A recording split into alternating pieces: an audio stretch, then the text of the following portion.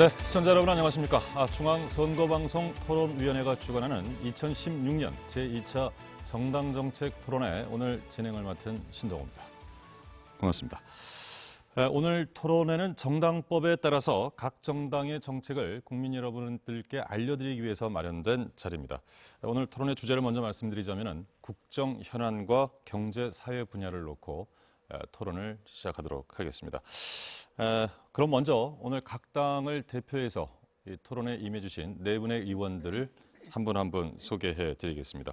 편의상 앉아 계신 좌석 순서대로 제가 소개를 드리겠습니다. 먼저 새누리당 최연애 최고위원 나오셨습니다. 네, 안녕하십니까. 새누리당 최연애 의원입니다. 예, 다음은 국민의당 최이배 제3정책조정위원회 위원장 나오셨습니다. 안녕하십니까. 국민의당 최이배 의원입니다. 예, 그리고 정의당 윤소아 국민건강복지본부장입니다. 안녕하십니까. 정의당의 윤소아 의원입니다. 예, 더불어민주당 박용진 전 대변인 나오셨습니다. 예, 국민 여러분 반갑습니다. 더불어민주당 국회의원 박용진입니다. 예, 오늘 토론자의 좌석 그리고 발언 순서는 사전에 추첨으로 결정됐다는 점을 시청자 여러분들께 미리 말씀드리겠습니다. 오늘 토론은 제가 이제 큰 주제를 말씀드렸습니다만 크게 두 가지 주제로 나눠서 진행이 될 것 같습니다. 첫째는 전국 수습 방안과 관련해서 진행을 하겠고요. 두 번째는 이제 민생 문제가 되겠습니다. 경제 사회 분야를 놓고 네 분의 열띤 토론을 기대하겠습니다. 토론 방식을 짧게 좀 소개를 해드리자면요. 먼저 각 큰 주제에 대해서 사회자의 공통 질문이 있습니다. 이 질문에 대해서 네 분의 답변을 듣고 그 이후에는 자유 토론으로 진행이 되겠습니다. 오늘 토론 시간 전체를 통틀어서 각자 24분씩을 쓸 수 있습니다. 그러니까 주제에 따라서 좀 전략적으로 잘 안배를 해서 시간을 활용해 주시면 좋을 것 같습니다. 제가 가급적이면 오늘 토론에서 개입을 하지 않으려고 하고 있습니다만 원활한 토론을 위해서 가령 발언 순서를 좀 지명을 한다든가 이런 정도는 할 수 있을 것 같습니다. 좀 오후 들어서 날씨가 풀린다고는 합니다만 상당히 쌀쌀한 날씨인데 오늘 좀 토론이 뜨겁고 또 의미 있는 토론으로 되기를 기대해 보겠습니다. 자, 그러면 바로 토론 시작하도록 하겠습니다. 말씀드렸던 것처럼 사회적 공통 질문으로 시작합니다. 첫 번째 주제는 이 국정운영 정상화를 위한 전국 수습 방안인데요. 각 당에서는 과연 현 전국을 어떻게 바라보고 있는가, 또 어떻게 수습해야 한다고 보고 있는지 그 해법에 대해서 저희가 오늘 첫 번째 주제로 토론을 해보려고 합니다. 먼저 현재 전국 상황을 각 당이 어떻게 진단하고 있는지를 공통 질문으로 듣도록 하겠습니다. 먼저 새누리당 최연애 의원께 답변 기회 드립니다. 네, 먼저 안보와 민생 등 국가가 여러 가지로 어려운 상황에서 최근 정부로부터 국정 혼란이 빚어진 데 대해서 집권 여당의 의원으로서 국민들을 뵐 낯이 없습니다. 국민들께 진심으로 깊이 사죄드립니다. 어제 미국 대선에서 트럼프 후보가 대통령으로 당선되면서 한미 관계를 비롯한 전방위적인 분야에서 대변혁이 예상되고 있습니다. 이러한 엄중한 시기에 국정의 중단은 단 한순간도 있어서는 안 될 것입니다. 며칠 전 대통령께서 특검, 거국 내각을 포함해서 모든 것을 수용하셨고 또 총리에게 실질적 내각 통할권을 주겠다는 말씀으로 모든 것을 내려놓겠다는 뜻을 밝히신 만큼 야당에서도 조속한 시일 내에 여야 영수회담, 총리 추천 등을 통해서 국정 정상화를 위해 국가와 국민을 위해 협력해 주실 것을 간곡히 당부드립니다. 예, 다음은 계속해서 국민의당 최이배 의원께 기회 드립니다. 예, 최순실과 그의 일가 그리고 거기를 같이 동조했던 또는 같이 공범으로 역할을 했던 많은 사람들이 교육 문화 분야를 넘어서 외교, 안보, 국방까지 국정 전반을 농단했다는 사실들이 하루하루 드러나고 있습니다. 이로 인해서 최순실 일가가 또 막대한 재산상의 이득까지 취했다는 얘기들이 나오고 있습니다. 얼마 전 택시를 탔는데 택시 기사님이 제가 아무것도 묻지 않았는데 그냥 부끄럽다, 창피하다라는 말씀하십니다. 이유를 여쭤보니 자신이 2012년에 대통령 선거에서 박근혜 대통령을 찍었다는 겁니다. 국민들에게 스스로 자괴감을 느끼게 만드는 현재의 정부. 너무나 스스로에게 창피할 뿐만 아니라 이 현재의 상황을 어떻게 모면할 것인가라는 것에 대해서 너무나 불안감을 많이 가지고 계십니다. 박근혜 대통령은 대선 공약으로 100% 국민 통합을 말씀하셨습니다. 하지만 아이러니하게도 현재 지지율이 5%대로 떨어지면서 95%의 국민 통합을 이뤄내는 정말 어처구니 없는 상황을 만들어냈습니다. 이러한 상황에서 현재 국민의 분노는 극에 달하고 있고 불안감 또한 큽니다. 우리 국민의당은 국민들의 분노를 받아 안으면서도 국민들의 불안을 잠식시키기 위해서 외교와 안보, 국방, 또한 민생 등을 계속 챙기도록 하겠습니다. 특히나 국회가 현재 예산을 심의하고 있고 곧 법안 심의가 시작됩니다. 이러한 부분을 성실히 임해서 국민들의 불안을 저희들이 잠재우도록 노력하겠습니다. 예, 다음은 계속해서 정의당 윤소혜 의원께 답변 기회 드리겠습니다. 네, 3년 9개월 전 대통령 취임식에서 헌법 66조 2항, 68조에 의거해서 헌법을 수호할 책무를 지고 헌법을 준수할 것을 국민 앞에 선서한 바 있습니다. 그러한 대통령이 헌법 파괴 행위를 저질렀습니다. 이제는 박근혜 최순실 게이트로까지 불리고 있습니다. 그리고 현 정부는 행복을 여는 대한민국 3.0 정부로 기치를 내걸었습니다. 투명한 정부, 유능한 정부, 맞춤형 정부라고 하는데 투명함 대신 숱한 우혹과 불통, 그리고 유능한 것이 아니라 무능함의 표본이 되어버린 국정, 그리고 국민의 맞춤형이 아니라 비선 실세들과 재벌들과 그리고 대통령의 입맛에 맞추는 국정이 계속됐다. 4년 내내 민심은 곧 근심 그 자체였습니다. 이제 국민들의 그 수치심이 분노감으로 폭발하고 있습니다. 지난 11월 5일 전국적으로 한 40만 명의 국민들이 촛불을 들고 거리로 나섰습니다. 국민들의 요구는 명확합니다. 박근혜 대통령 하야하라는 것입니다. 그래서 원내 정당 최초로 정의당은 그 대안으로서 내년 봄 대선 조기 실시하자. 그것은 박근혜 대통령 하야를 전제로 해서 과도 내각을 수립해서 실시하자는 제안을 한 바 있습니다. 오늘 토론회에서 국민의 시선으로 많은 이야기들이 나눠졌으면 좋겠습니다. 예, 다음은 더불어민주당 박용진 의원께 기회 드리겠습니다. 국민 여러분 안녕하십니까. 더불어민주당 국회의원 박용진입니다.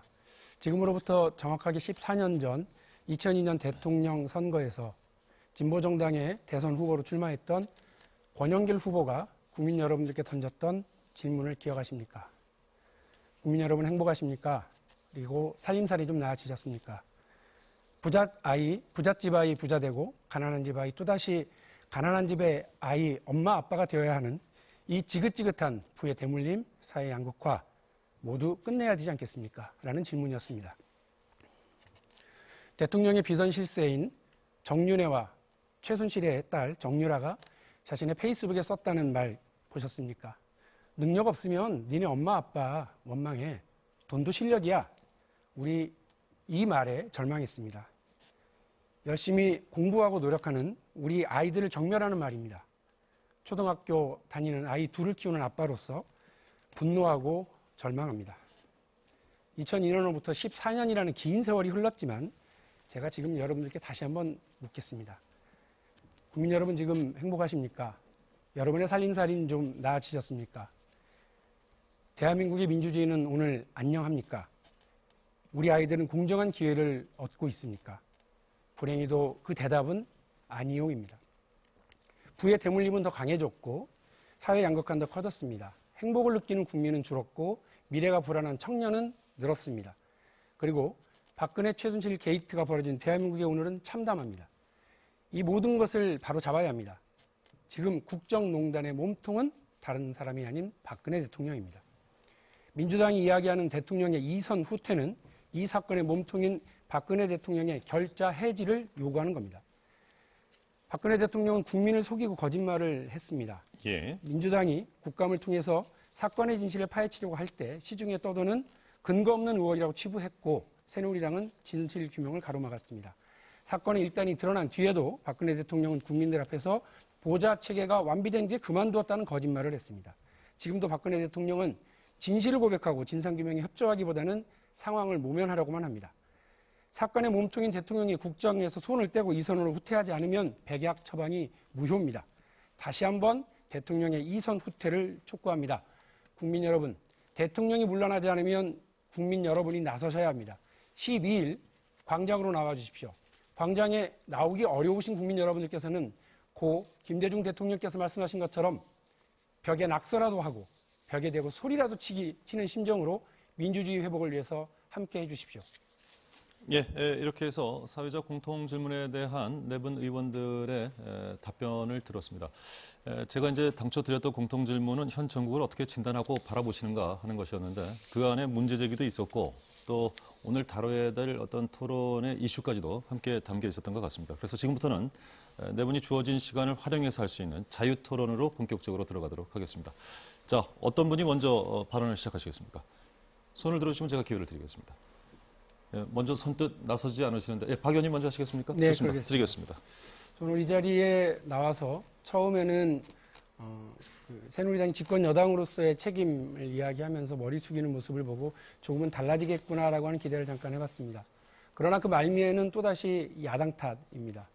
지금 새누리당이 야당 탓을 하고 야당에게 공동 책임을 촉구할 위치에 있습니까? 입이 10개라도 할 말이 없다라고 하는 표현은 바로 새누리당을 두고 해야 할 말이라고 저는 생각을 합니다.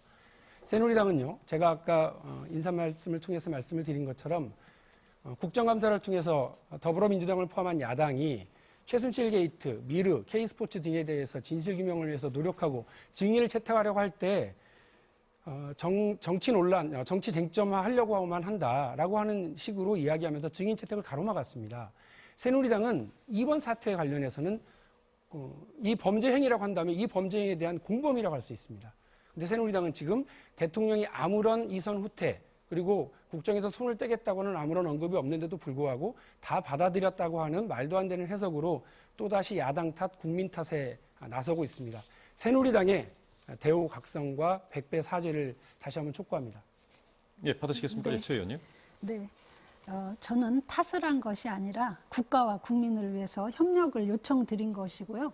최순실과 그 사건에 관련된 모든 사람들에 대해서는 뭐 철저한 지금 검찰 수사를 하고 있고 그 검찰 수사로 부족하다면 특검, 뭐 국정조사 모든 것을 통해서라도 명명백백하게 밝혀져야 된다고 생각을 합니다. 근데 그 대통령 하야를 말씀하셨고 또 이선 후퇴라는 말씀도 하셨습니다. 우선 먼저 저는 뭐 일부 대권 주자들까지 합세해서 그 대통령 하야론을 주장을 하시는데 저는 이러한 주장은 역사에 오점을 남길 수 있는 매우 무책임한 주장이라고 생각을 합니다. 우리가 그 정상적인 대선 과정에서도 그동안 인물 중심 이미지만 보고 대통령을 선택하다 보니까 사실은 공약이나 기타 검증에 상당히 그 문제가 발생했다는 그런 쓰라린 경험을 해왔습니다. 그런데 대통령이 하야를 하게 되면 60일 이내에 대선을 치러야 합니다. 근데 지금 제대로 준비된 후보가 있습니까? 또다시 얼굴만 보고 대통령을 선택하게 된다면 우리가 다음 그 대통령을 어떻게 그 정확하게 판단하고 선택할 수 있겠습니까? 다음 대통령이 부딪히게 될 그 국제 정세는 정말 어느 때보다도 험난한 그런 상황이 될 것이고요. 국난에 가까운 위기를 극복하고 국가를 이끌어야 하는 정말 그 훌륭한 리더를 뽑아야 되는 이런 상황에서 대선이 졸속으로 진행돼서는 절대 안 된다는 그런 생각을 하는 거고요. 또 게다가 개헌 논의가 지금 국민 공감대도 그 얻어져 있고 그 여야 간에도 그 개헌을 말씀하시는 분이 많이 있는데 예. 이렇게 졸속으로 이루어지다 보면 결국은 개헌도 또 물 건너가는 게 아닌가 하는 차원에서 하야로는 저는 절대 불가능하다고 옳지 않다고 생각합니다. 예, 윤 의원님. 예, 최현혜 의원께서 말씀하신 부분은 대단히 국민을 무시하고 현실을 안이하게 바라보고 있고 1, 2차에 대통령이 사과 성명을 낸 부분에 오히려 국민들이 더 분노한 그 이유를 아직 잘 모르고 계신 모양입니다. 그리고 이것은 대선 게임의 문제가 아닙니다. 국가의 국정을 농단했던 이 세력들을 그리고 그 책임자가 제대로 책임을 지는 모습을 통해서 우리 사회가 제대로 거듭나야 되는 중요한 계기로 삼자는 것입니다. 정의당에서 그 대안을 내놓은 것이 지금 하야하시라, 걱정 마시라, 국민이 책임질 것이다. 그리고 과도 중립 내각을 해서 내년 봄에 대선 시기 설정하면 된다. 60일 그런 이야기 할 필요가 없습니다. 또 하나, 이미지, 대선 후보 이미지 이야기 하는데, 저는 냉정하게 이야기합시다.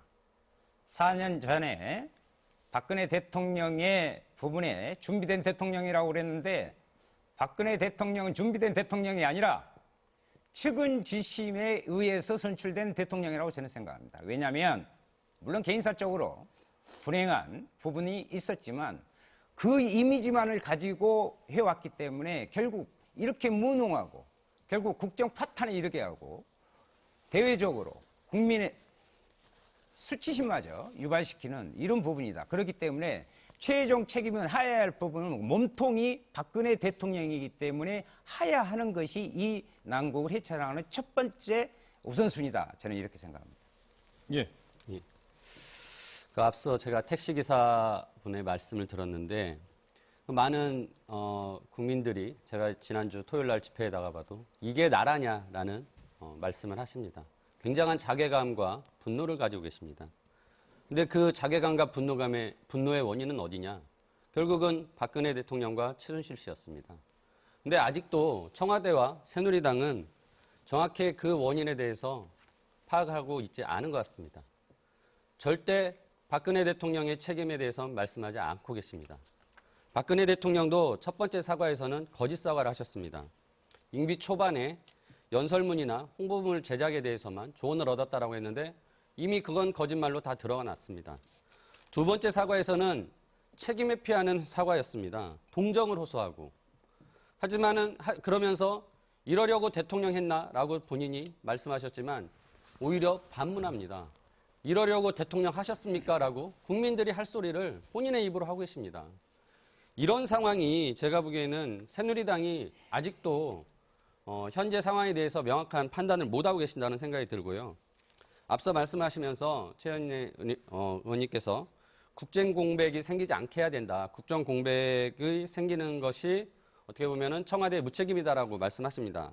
즉 대통령의 하야를 두고 하시는 말씀인데 저는 오히려 책임을 지기 위해서 이선 후퇴든 아니면 퇴진이든 이런 걸 하셔야 된다는 말씀을 드립니다. 지금 이미지만 보고 투표하거나 대선이 준비가 안 됐다고 하시는데 그렇지 않습니다. 우리나라는 이미 헌법에 모든 것이 규정되어 있습니다. 따라서 대통령이 하야를 하더라도 제가 보기에는 전혀 국정 혼란이 이루어지지 않습니다. 예. 그리고 그렇지 않게 하기 위해서 지금 합의된 총리를 만들자는 여러 가지 논의들을 하고 있습니다. 제가 국민의당에서는 대통령이 일단 새누리당을 탈당을 하셔야 됩니다. 그 이유가 새누리당을 탈당하지 않으면 계속적으로 당과 청와대는 당정 협의를 하게 되고 현재 많은 공무원이 또 새누리당에 와서 파견으로 나와서 전문위원으로 근무를 하고 있습니다. 예. 그런 연결고리를 끊지 않고서는 대통령이 책임지는 모습을 볼 수 없다. 그래서 가장 먼저 대통령의 새누리당 탈당을 요구하고 있습니다. 예.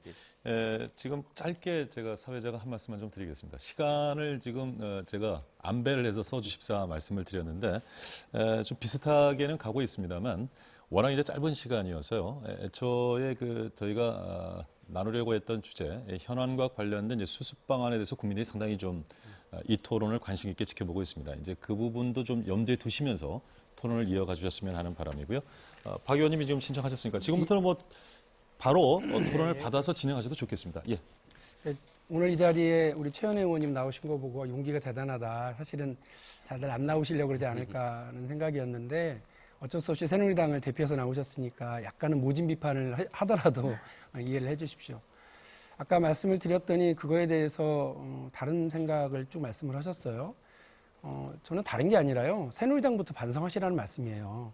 대통령이 어떻게 해야 되는지, 그리고 대통령이 혹시나 물러나거나 이선 후퇴를 했을 때 정치적 수습책, 이건 어떻게 할 건지를 말씀드리기 이전에 여기에 지금 정당을 대표해서 다들 나왔기 때문에 말씀을 드리면 새누리당이 카메라 앞에서 국민들을 향해서 머리를 숙이긴 했습니다만 대통령을 저 지경으로 만들어 놓는데 협조하고 심지어는 부역했다는 표현까지 들을 만한 사람들, 대통령의 그 임명을 받아서 친박행위를 하고 진박 간별사 역할을 했던 사람들, 지금 줄줄이 새누리당이 다 있잖아요. 그리고 새누리당이 지금 최고 지도부를 구성하고 있지 않습니까? 그런데 새누리당이 전국 수습을 얘기하는데 더불어민주당을 비롯해서 야당은요, 괴로워 죽겠습니다. 왜냐하면 국정농단을 알면서도 모른 척했고 혹은 이거를 방조하고 협력했었던 사람들과 국정수습을 같이 논의를 한다는 게 말이 돼요? 저희 지금 원내대표나 당대표가 나가면 여당의 대표와 여당의 원내대표를 만나면 저분들을 만나면서 박근혜 대통령 협조했었던 그분들, 진실규명을 가로막았던 그분들과 지금 만나야 되는 상황입니다. 이런 야당이 얼마나 괴롭겠습니까? 근데 새누리당은 지금 제대로 반성하고 계십니까? 오죽하면 새누리당 내부에서 그런 지도부를 사퇴시켜야 된다라고 주장이 나오고 있겠습니까? 그런데 그 지도부가 뭐라고 그러고 있어요? 시간을 그냥 더 달라고만 하고 있지 않습니까? 우리 불쌍한 대통령 도와달라는 얘기만 하고 있고. 이게 민심과 같이 가는 게 아니잖아요. 책임져야 되는, 이 국정을 책임져야 되는 정부 여당의 태도가 아니라는 말씀입니다. 반성부터 하시라고요. 네, 제가 좀 말씀드릴까요? 네. 이분을 제가 박 의원님 시간을 써야 되는데 제 시간 써서 말씀드리겠습니다. 저희가 충분히 그 반성하고 있고요. 정말 그 얼굴을 들낯이 없습니다. 그러나 지금 박 의원님 말씀하신 중에 여러 가지 알면서도 방조했다, 또 부역했다, 이렇게 하시는 말씀은 좀 지나치다, 이런 생각이 듭니다. 이것을 알고도 방조했다는 그런 사실은 입증된 것도 없고 설마 그렇게 했으니까 그런 부분은 좀 말씀에 상당히 좀 지나친 부분이 있고요. 지금 저희가 당 내부에서도 이렇게 분열이 되는 것처럼 이렇게 말씀을 하셨는데, 사실 저도 여러 가지 큰 일을 하다 보면 그 어려운 일이 닥치면 내부에서 형제 간의 싸움도 일어날 수 있고 큰 소리가 나기도 합니다. 그리고 우리도 너무 크고 정말 생각지도 못했던 일을 닥치고 보니까 내부에서 이렇게 서로 이제 놀라고 해서 분열이 있는 것처럼 보였지만, 우리 새누리당은 그동안 오랜 역사 속에 단 한 번도 분열이나 분당이나 이런 게 되지 않고 항상 그 화합적으로 문제를 해결해 나간 그런 저력이 있기 때문에 충분히 그 해결해 나갈 수 있다고 이렇게 저는 믿고 있고요.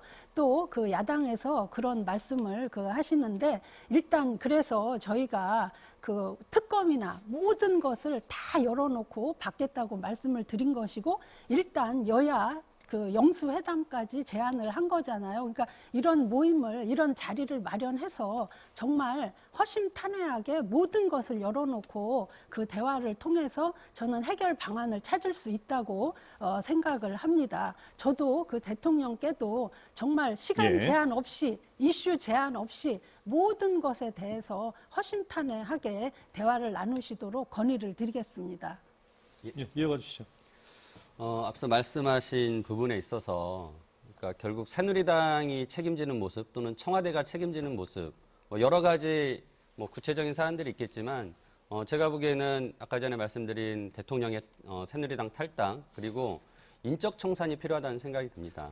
그러니까 현재 청와대에 아직도 남아야 있을 그런 최순실과 관련된 사람들, 또 새누리당에도 여전히 남아있는 사람들, 특히 또 민정수석을 했던 우병우의 또 많은 사람들이 아직도 청와대에 남아 있습니다. 이런 인적 청산이 없으면은 제가 보기에는 대통령의 진심을 아무리 말로 설명해도 국민들이 설득을 당하지 않습니다. 따라서 새누리당뿐만 아니라 청와대에서 인적 청산을 같이 해야 된다는 생각을 하고요. 그리고 영수회담, 저희들은 영수회담 필요하다고 생각합니다.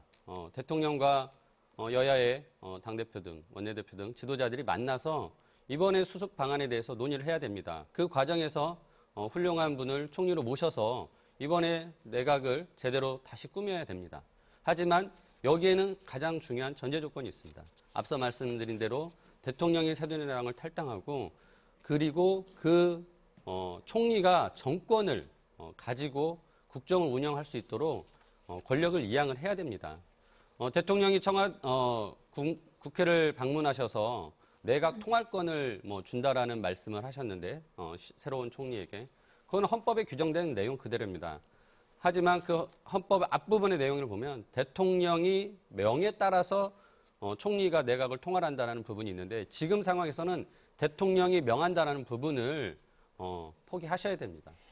그 부분을 내려놓은 전제 하에서 총리가 내각을 통할할 수 있게 해야 되는 것이야말로 진정한 책임을 지는 모습이다라고 다시 말씀드리겠습니다. 네, 제가 예. 너무 이제 이 새누리당 최 의원님께 집중 포화가 되고 있는 건데 그것이 현실입니다. 이해해 주시길 바랍니다. 저는 초선이라 친박, 비박은 잘 모릅니다만 혹시 친박이시면 새누리당에서 어떻게 하야를 촉구하겠습니까만 오히려 진짜 친박이라면 이런 때 이 난국을 헤쳐나가고 진짜 대통령을 위한다면 건의하셔야 됩니다. 오히려 하야를 건의하셔야 됩니다. 이것을 시간을 끌면서 자기 임기를 다 채우면서 이선의 후퇴와 또 다른 탈당이라든가 이런 부분은 저는 국민의당이나 민주당의 그런 방법에 동의하지 않습니다. 그렇게 해서 해결되는 문제가 아닙니다. 오히려 그것은 실제로 자기 임기를 보장받기 위한 한편으로 꼬리자르기고 시간 벌기다 이렇게 보기 때문에 오히려 새누리당이 공당으로서 책임을 져야 됩니다. 사설 단체가 아닙니다. 국고보조금을 받고 있습니다. 그러면 그 박근혜 대통령을 만들어내고 했던 그 과정에서 새누리당은 뭐 했습니까? 그래서 새누리당이 같이 공동으로 책임지는 구체적인 행동으로 들어가라는 것이 국민들의 요구인 것입니다. 그것을 참조해 주시기 바랍니다.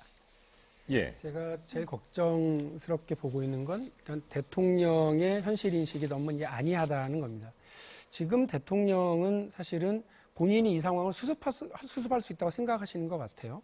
재미있는 건 청와대에 인사쇄신을 한다면서 청와대 최고 지휘부 중에 한 사람이 비서실장을 교체하는 게 아니라 이른바 민정수석, 검찰 라인을 이제 잡아야 되는 민정수석부터 먼저 바꿨단 말이죠. 이거는 검찰을 여전히 잡고 검찰을 여전히 손에 놓고 이 상황을 수습해 나가겠다라고 하는 생각이 있다는 거고요. 추천해주면 내가 임명하겠다라고 하는 얘기는 물론 헌법상의 표현이기도 하겠습니다만 그거는 대통령이 이 이후에 전국을 이끌어 가겠다. 그 총리의 권한에 대해서 분명하게 얘기하지 않은 건 대통령이 사인하지 않으면 아무것도 못하는 게 대한민국 총리입니다. 1인 지하의 만인지상이라고 합니다만 제가 볼 때는 만인지상이라기보다는 1인 지하. 그 1인이 바로 대통령입니다. 대통령의 사인 없으면 아무런 효력도 발생하지 못하는 허수아비 총리, 헬렐레 한 총리, 그런 총리 앉혀놔봐야 아무 소용이 없기 때문에 야3당이 그 제안을 거부하고 있는 거예요. 대통령은 근데 여전히 내가 중심이라고 생각하시는 것 같아서 대통령이 이 선으로 후퇴하고 모든 국정에서 손을 떼라고 드리는 말씀이고요. 새누리당한테 제가 다시 한번 말씀드리는데요. 아니, 우리 바로 얼마 전이에요. 국정감사를 통해가지고 이 미르 K스포츠, 이 최순실 게이트 저희가 파헤치려고 했잖아요. 새누리당에서 증인이나 자료 청구 요청에 대해서 하나라도 협조하신 적 있으세요? 없지 않습니까? 근데 새누리당은 지금 말씀은 뼈저리게 반성하신다면서요. 카메라 앞에서 머리는 숙이시죠. 근데 돌아서면 친박 비박 나눠서 싸우고 계시죠. 그리고 이 과정에서 진실규명을 가로막았었던 사람들에 대한 어떤 조치를 하고 계십니까? 그리고 그것을 지휘했던 지휘부에 대해서는 어떤 조치를 하고 계십니까? 아무것도 안 하고 있잖아요. 국민들 앞에서 뭘 반성하고 있다는 거죠? 어떤 책임을 느끼고 계시죠? 네, 저희가 청와대 건의도 하고 있고 검찰 수사를 지켜보고 있고요. 저는 야당도 이 국정 정상화를 위한 그런 진정한 의지가 있는지 상당히 걱정을 하고 있습니다. 예를 들면 처음에 이 사건이 벌어졌을 때 야당에서는 특검을 해야 된다. 그 다음엔 거국 내각을 받아라. 그 다음에는 또 책임 총리를 하겠다. 이렇게 계속 조건을 내걸었고 또 이것을 대통령이나 여당이 받으면 받을 때마다 하나씩 또 다른 조건을 내걸으면서 지금 이렇게 반대를 하고 계십니다. 그래서 이렇게 계속 뭔가 이렇게 새로운 조건을 내걸고 트집을 잡고 이렇게 하시면은 거대 여당으로서 좀 또 국정을 수습해야 되는 그런 차원에서 좀 국민들께서 어떻게 보시겠나 이런 생각도 들고요. 하여튼 야당이 지금 의석수도 많고 거대 야당이 아니겠습니까? 그 포용과 관용의 정신을 발휘하신다면 국민들께서도 다시 보시지 않을까 이런 생각을 하고요. 사실 아까 총리 말씀을 얘기를 하셨는데 사실 책임 총리라는 말은 헌법적 법률적 용어가 아니지 않습니까? 그러니까 대통령께서 표현을 실질적으로 내각을 통할하는 그런 총리에게 하겠다. 이 말씀이 저는 모든 것을 다 내려놓겠다는 뜻으로 그렇게 받아들일 수 있다고 보고요. 또 그러니까 총리를 추천해 달라고 한 것 아니겠습니까?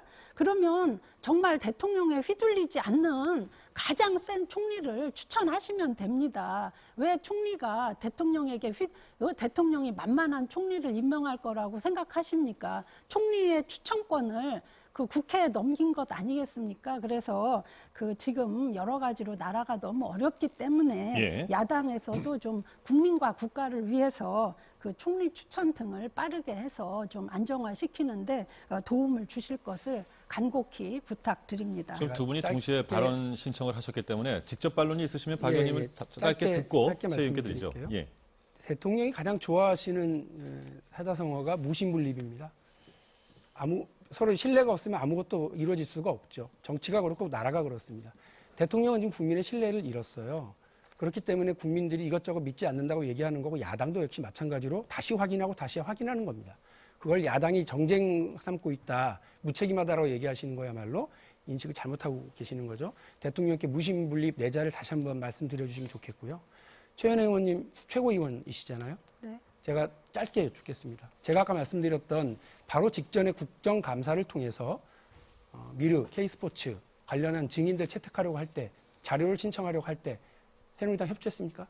네, 그 부분 협조를 말씀드리겠습니다. 하셨나요? 아니, 저희 원내에서는 어떠한 지침을 준 것도 없고요. 상임위별로 어떤 일이 있었는지 모르지만 격렬하게 반대하셨잖아요. 여기 앉아있는 다른 국회의원들이 다 알고 있는 사안입니다. 그 말씀을 지금 어렵게 돌려서 그랬다, 잘못했다, 인정한다로 끝나는 말을 계속 돌려서 우리는 원내 지침 준 적 없다라고 무책임하게 저렇게 하고 계시니까 지금 지도부를 우리가 역시 믿을 수가 없는 겁니다. 그리고 무슨 협상을 하겠어요, 국회에서. 무슨 여야가 협상을 해서 어떤 총리를 추천할 수 있겠습니까? 그때 상임위별로 판단을 했는데요. JTBC의 그런 방송이 나오기 전까지는 사실은 이러한 상황에 대해서 누구도 제대로 판단할 수 있는 그런 상황이 아니었다고 생각을 합니다. 그래서 그럼에도 불구하고 우리 당에서 당론으로 정해서 증인 채택을 막아라 이런 지침을 한 적이 없다는 것을 말씀드립니다. 그러니까 반성도 안 하시고 사과하실 일도 없는 거죠? 아니요, 반성은 하고 있지 않습니까? 무슨 반성을 하시는 거예요? 아니, 이러한 사건이 일어난 데 대해서 JTBC보다 반성하고 있음을 몰랐던 거를 반성하신다는 건 아닐 거 아니요, 아니에요? 이 사건이 일어난 거에 대해서 저희는 이것을 수습해야 알겠습니다. 될 책임에 지금 대해서 상대적으로요. 무슨 말씀인지 알겠고요. 우리 시청자분들께서 두 분이 어떤 입장을 표명하고 계시는지 충분히 알 수 있을 것 같습니다. 저는 이제 사회자로서 자꾸 이제 토론을 이제 전체적으로 좀 바라볼 수밖에 없는데 상대적으로 지금 윤소혜 의원님께서 시간이 좀 많이 남았습니다. 그리고 지금 최 의원이 두 번째신데 아까 발언 신청을 먼저 하셨으니까 하고 그다음에 윤 의원님께 드릴까요? 최 의원님 발언하시죠. 새누리당에서 계속 헌법을 말씀하고 계시는데요. 지금 이 국정의 농단은 결국 헌법을 유린한 것이었습니다. 그런데 계속 헌법을 얘기하면서 어떤 수습에 대해서 한계점을 계속 얘기하시는데 제가 보기에는 충분히 헌법을 지키면서도 말씀하시는 한계를 극복해서 우리가 문제를 풀 수 있다고 생각합니다. 앞서 말씀드린 대로 대통령이 명하여 총리가 내각을 통할하는데 대통령이 명하지 않는다는 내용에 대해서는 분명히 저희가 생각하기에는 헌법을 거스르지 않고도 가능하게 방법을 만들어낼 수 있다고 생각합니다. 따라서 그 부분이 대통령이 국민들에게 약속을 하는 것입니다. 총리에게 정권을 유임하겠다라고 하는 것도 대통령이 총리에게 명하는 것입니다. 따라서 대통령이 충분히 지금 할 수 있는 일을 하지 않으면서 공을 국회로 던져놓고 국회 야당들이 협조 안 해서 지금 총리도 못 뽑고 그러니 빨리 총리나 뽑아주십시오라는 식으로 자꾸 책임을 야당에게 탓하는데요. 지금 이 시국의 모든 문제의 책임은 대통령에게 있습니다. 저는 그래서 우리 야당이나 또는 국회에다가 지금 공을 던져놓고 마치 시간을 벌려고 하는 그런 어떤 술수라고 저는 생각이 되는데요. 이런 부분에 대해서 좀 더 진정성 있게 국회와 국민들을 설득할 수 있는 다른 대안들을 좀 제시하셔야 된다는 말씀을 드리고요. 두 번째로 저희가 이제 국민의당에서 제가 이제 대표 발의했는데 최순실 일가와 그에 관련된 사람들이 국정농단을 통해서 많은 재산상의 이득을 취한 것을 환수하자는 지금 법안을 추진하고 있습니다. 이 부분에 대해서 만일 새누리당도 찬성을 해주신다면 이거 역시 일정 부분 새누리당이 책임을 지는 모습을 보일 수 있는 거라고 생각합니다. 따라서 국회에서 여러 가지 또 다른 대안들과 대책들이 마련이 되고 나오고 있을 때 새누리당이 그 부분에 대해서 적극적으로 임해 주신다면 어느 정도 국민들도 그 부분에 대해서는 책임을 지고 있는 모습을 인식하고 인정해 주실 거라고 생각을 합니다. 예, 윤석열 의원님. 예, 1.2차 사과에 의해서 국회의장님을 방문한다고 국회에 오셨어요. 그때 입구에서 피켓팅을 하면서 제가 하야하십시오. 그것이 국민들 그만 좀 괴롭히시고 해야 하는 것이 답입니다 하고 외쳤습니다. 지금 새누리당의 이정현 대표께서 하시는 모습이 지금 새누리당의 자세다. 저는 그렇게 생각합니다. 무슨 말씀이냐면 자기도 친구에게 그런 도움을 받았다. 그리고 지금 도와드려야 하지 않느냐. 새누리당은 공당이고 여당입니다. 지금 이 당이지만 집권 여당입니다. 집권 여당은 공동으로 책임을 지는 것입니다. 그 부분에 있어서 최고의 책임자는 대통령이라면 그 대통령을 만들고 그 대통령과 함께 당청 협의를 해가면서 국정을 운영해왔던 새누리당이 책임지는 건 당연한 거 아닙니까? 그것을 달리 해석할 수가 없습니다. 그리고요, 지금 공을 이렇게 국회로 넘기고 그것도 13분 만에 갔습니다. 그게 진정성이 있는 것입니까? 그것은 또다시 국민들을 분노케 하고 있는 것입니다. 예를 들면 헌법 86조 1항의 국무총리는 국회의 동의를 얻어서 대통령이 임명하게 되어 있습니다. 그리고 2항에는 대통령이 명을 받아야 됩니다. 그것이 책임 총리가 됐든 대통령이 나서서 한다면 하는 것입니다. 1년 2개월이라는 그 세월 동안 대통령이 자기 권리를 지금 대단히 경제가 어렵다. 안보가 특이한 상황이 발생했다. 그러니까 내 권한 행사하게 해야겠다. 하고 나설 수 있는 것입니다. 그래서 시간 벌기고 꼼수라는 이야기입니다. 그렇기 때문에 정의당은 국민의 요구 그리고 이선 의원이 탈당이니 영수회담이라는 것은요. 거기에 오히려 저는 명분을 주는 것이다. 그래서 이것은 단순히 대선 게임의 문제, 정치적 계산이 문제가 아니라 하야를 전제로 한 과도내각, 내년 봄 조기선거 이 부분 충분히 할 수 있는 대안이 있음에도 불구하고 왜 이렇게 남마처럼 오히려 다른 방식으로 풀어가려는지 새누리당도 마찬가지고 일정 정도 야당에게도 저는 문제의식을 느끼고 있습니다. 예, 두 야당에 대해서도 지금 문제의식을 느낀다고 했는데 혹시 반론이 있으시면 하시고요. 지금 경제 상황은 딱 두 자로 표현할 수가 있습니다. 비상입니다. 비상.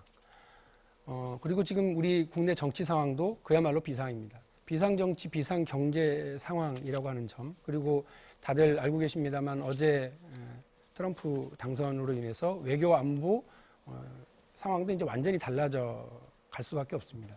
모든 게 비상하고 모든 게 시급한 상황이기 때문에 더불어민주당 같은 경우는 질서 있는 수습을 해 나가고자 합니다. 이 상황을 잘 이끌어 나가서 미래지향적인 방식을 채택하려고 그러고요. 또 질서 있는 수습을 통해서 국민들에게 안정감을 드리려고 노력을 하고 있습니다.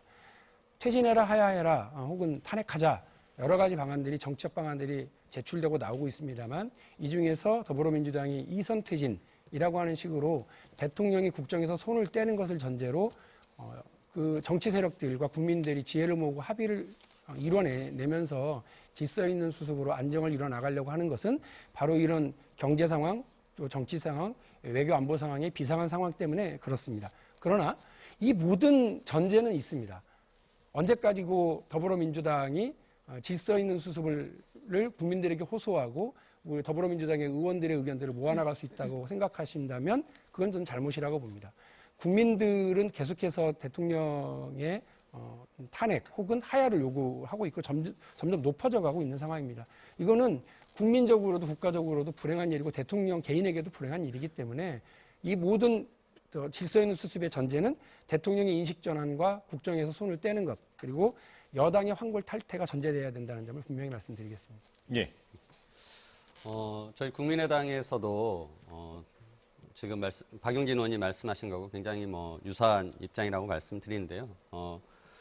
지금 상황에서 무조건 하야하라 또는 대통령 퇴진을 요구하기보다는 일단은 수습할 수 있는 방안들이 있다라면은 단계적으로 진행을 해야 된다고 생각합니다. 하지만 그런 부분들이 결국 이루어지지 않으면 결국 그거는 국민적 분노를 더욱더 크게 만들 것이고 우리 국민의당 역시 국민들의 분노를 더 안아갈 수밖에 없는 상황이 될 것이라고 생각합니다.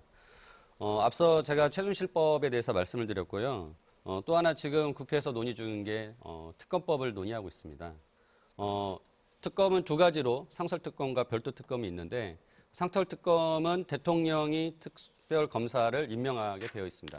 하지만 별도특검법은 특검법을 별도로 만들어서 그 안에서 모든 걸 정하게 하기 때문에 대통령의 영향력을 미치지 않게 할 수 있습니다. 지금 야당이 논의하는 그런 별도 특검을 추진하고 있는데 이 부분에 대해서도 책임이 있는 새누리당은 거기에 같이 동의를 해주심으로써 조금이나마 책임지는 모습을 보일 수 있다라는 걸 다시 한번 말씀드리고요. 앞으로 국민들의 분노가 어디로 가느냐에 따라서 저희 국민의당도 또 국회도 그것을 앞으로의 향방을 잡을 수밖에 없다.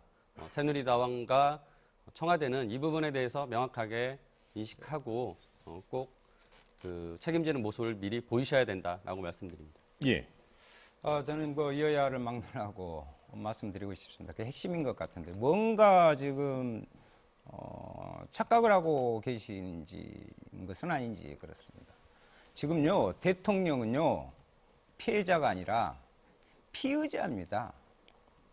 박근혜 대통령이 피의자하고 수사까지 받겠다고 했는데 피의자가 어떻게 대통령직을 수행합니까? 이것이 정상적인 나라에서 있을 수 있습니까? 이건 있을 수 없는 것입니다. 그래서 우리는 하야를 하라는 거지 아무 대책 없이 하야하라는 것이 아닙니다. 최소한 방 빼라. 그러면 방을 내일 당장 빼라는 게 아니라 며칠까지 방 빼겠습니다. 그럼 준비도 하고 해야 될 거 아닙니까? 그래서 하야 선언을 하고 그에 따라서 과도 중립 내각을 구성해서 내년 봄 대선을 치를 수 있는 그러한 충분한 우리의 국민적 정치적 역량이 있다 이 말입니다. 그런데 하야가 전제되지 않는 책임총리 운운이라든가 이선후퇴, 영수회담 이것은 오히려요.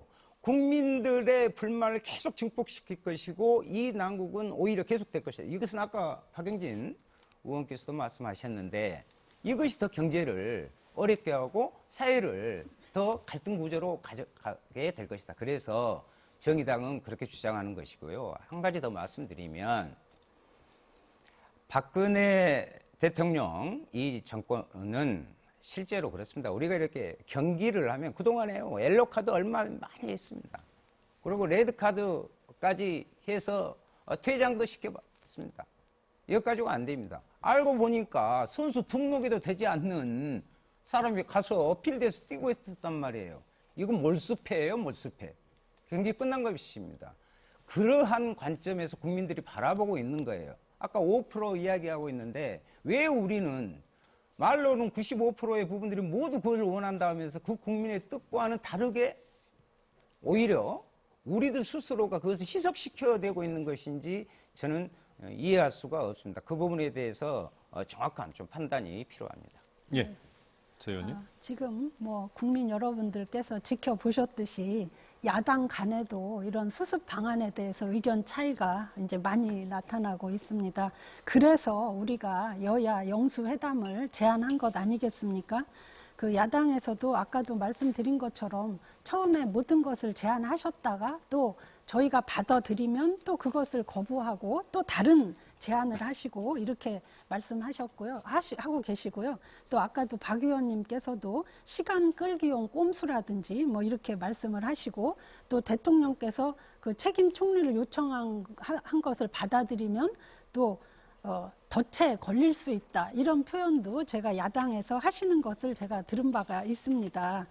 그러나 제 생각에는 야당이 거국 내각을 먼저 주장해놓고 또 책임 총리 거부를 하지 않겠다고 하시는 것 자체도 결국은 시간 끌기용이 아닌가 이런 저는 생각을 하게 되고요. 다시 한번 말씀드리지만 이렇게 다양한 다른 의견, 서로 다른 의견들을 조율하고 또 대통령의 진정성을 여러분들께서 직접 확인하실 수 있는 거 아니겠습니까? 그래서 조속한 시일 내에 여야 영수회담도 하시고 정말 진솔하게 모든 것을 터놓고 그 말씀을 나눠보시고 또 최이배 의원님 제안하신 대로 저희는 모든 대화에 응할 그런 자세를 가지고 있습니다. 그 말씀해 주시면 저희는 모든 사안에 대해서 마음을 열고 충분히 소통해서 해결 방안을 찾아 나가도록 하겠습니다. 예, 최 의원께서 먼저 좀 손을 드셔서요. 예. 듣고 박 의원께 기회를 드리죠. 예.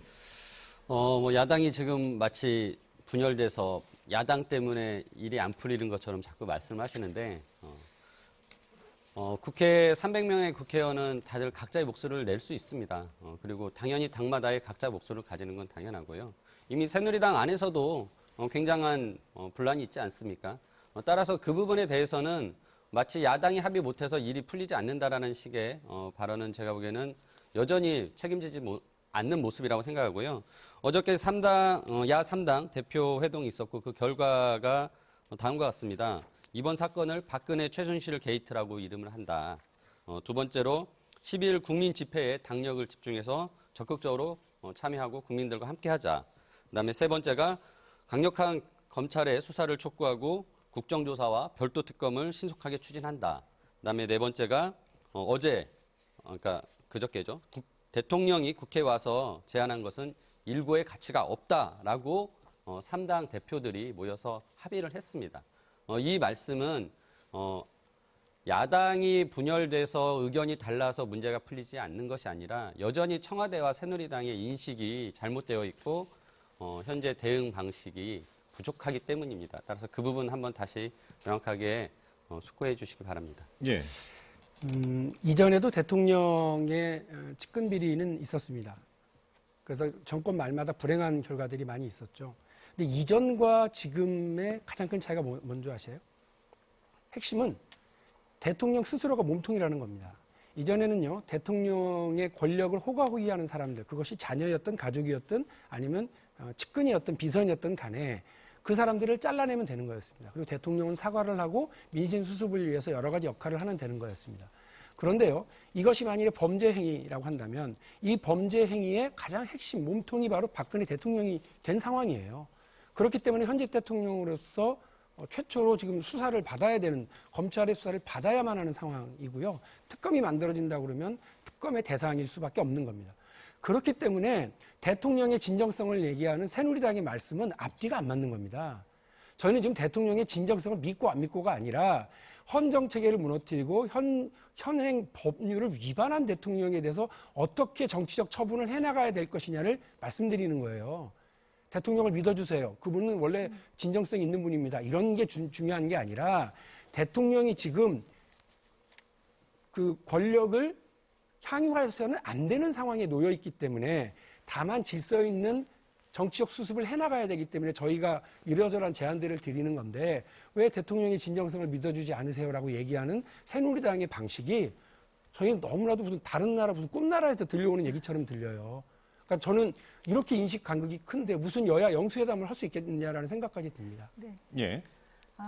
제 말이 이렇게도 다르게 받아들여질 수 있구나 하는 거에 제가 정말 깜짝 놀랐습니다. 제가 진정성 말씀을 드린 것은 대통령께서 제안하신 여러분들이 먼저 요청했던 것들을 제안하신 그런 것들을 받아들인 그 마음을 좀 봐달라는 얘기였고요. 그렇기 때문에 대통령께서도 먼저 본인 자신이 모든 형태의 검찰 수사, 특검까지도 받으시겠다고 말씀하신 거 아니겠습니까? 그래서 또 이왕에 뭐 질서 있는 수습이든 하여튼 국정이 중단돼서는 안 되기 때문에 그런 수습을 하기 위해서 우리가 힘을 합치려고 한다면 어느 정도 그래도 만나서 대화도 하고 서로 이렇게 해야지만 일이 추진이 되지, 이런 식으로 계속 그냥 뭐가 잘못됐다 이러면서 실질적인 협의체나 무슨 대화를 하지 않는다면 뭐 사실상 무슨 법에 따라서 차라리 탄핵 조치로 들어가든지 그렇게 하는 것이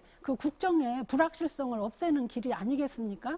물론 뭐 저는 탄핵에 동의하지 않지만 지금 이렇게 하시는 방법으로는 정말 이렇게 시간만 지나가고 도저히 수습할 수 있는 방안이 보이지 않는다. 그런 의미에서 다시 한번 정말 진솔하게 한번 같이 앉아보자, 이렇게 제안을 드리는 것입니다. 예. 참 안타깝습니다. 왜 우리가 대통령 선하야를 주장하는가? 대책이 없는가? 왜 그런가?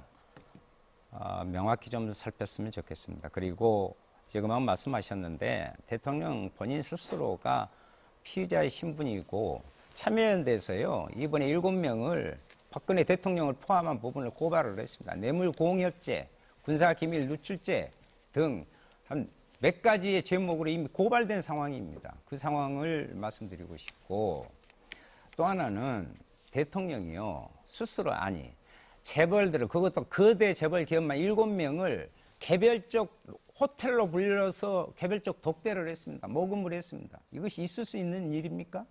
그래서 국민들은 정경유착의 부분이고 이러한 것들에 대해서 분노하고 있는 것이고요.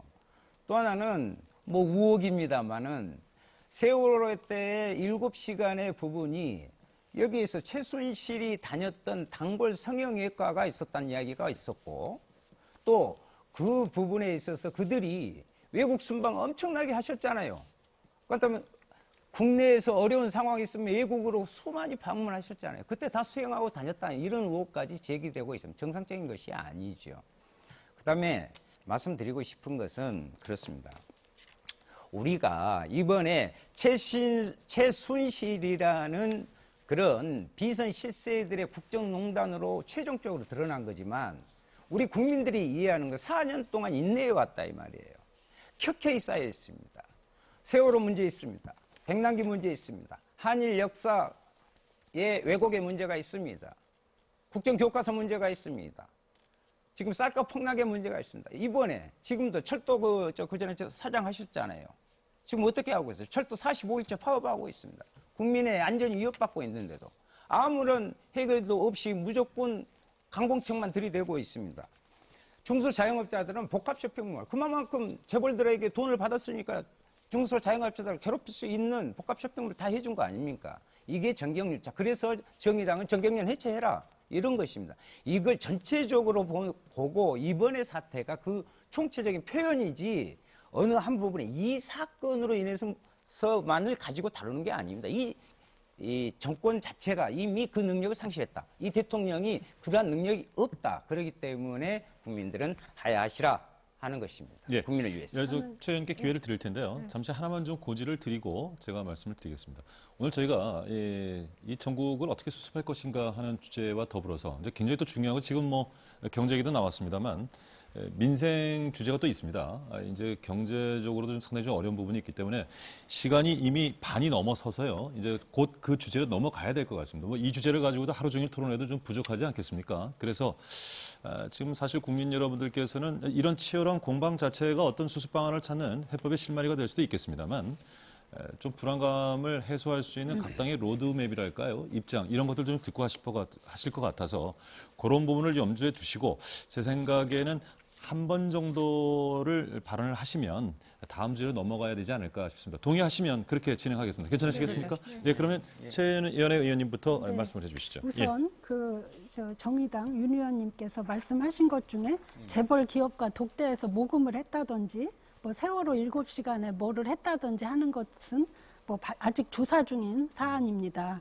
이 자리는 전국 수습을 논의하는 자리에서 정치인들이 책임 있는 공당의 정치인들이 의혹을 부풀리는 이런 것은 옳지 않다고 생각을 하고요. 여러 야당 의원님들의 뼈아픈 지적 정말 잘 참고해서 그리고 정말 논의하는 협의하는 자세로 전국 수습을 해나가는데 우리 새누리당은 최선을 다하겠다는 말씀을 다시 한번 드리겠습니다. 예, 이 주제에 관련해서는 이 정도 말씀만 하시면 괜찮으시겠습니까? 네. 예, 좋습니다. 다음에 말씀해 주시죠. 앞서 제가 여야의 야 3당의 합의를 좀 말씀드렸었는데요.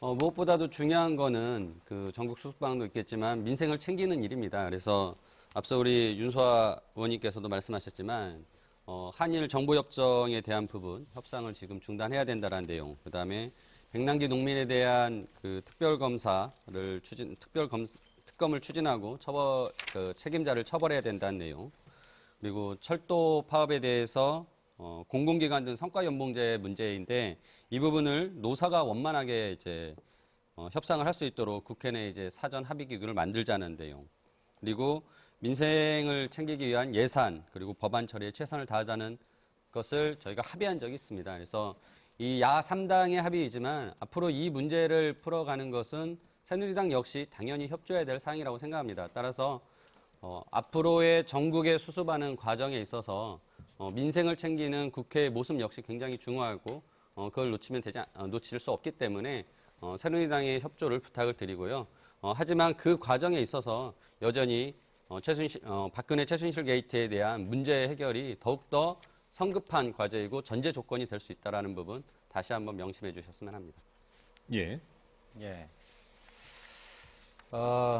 이제 금방 최 의원께서 그런 의혹에 대해서 정치인이 좀 정확한 책임성을 가져야 된다는 부분에 동의하기 때문에 그런 의혹을 분명히 국민들에게 전한 겁니다. 왜냐하면 국민들은 이 사태에 대해서 정확한 진실을 알아야 됩니다. 그런데 수많은 의혹이 있습니다. 그런데 검찰은 지금까지 아무것도 수사하지 않았습니다. 이제서 하는 둥 신용을 하고 있습니다. 그래서 말씀드린 거고요.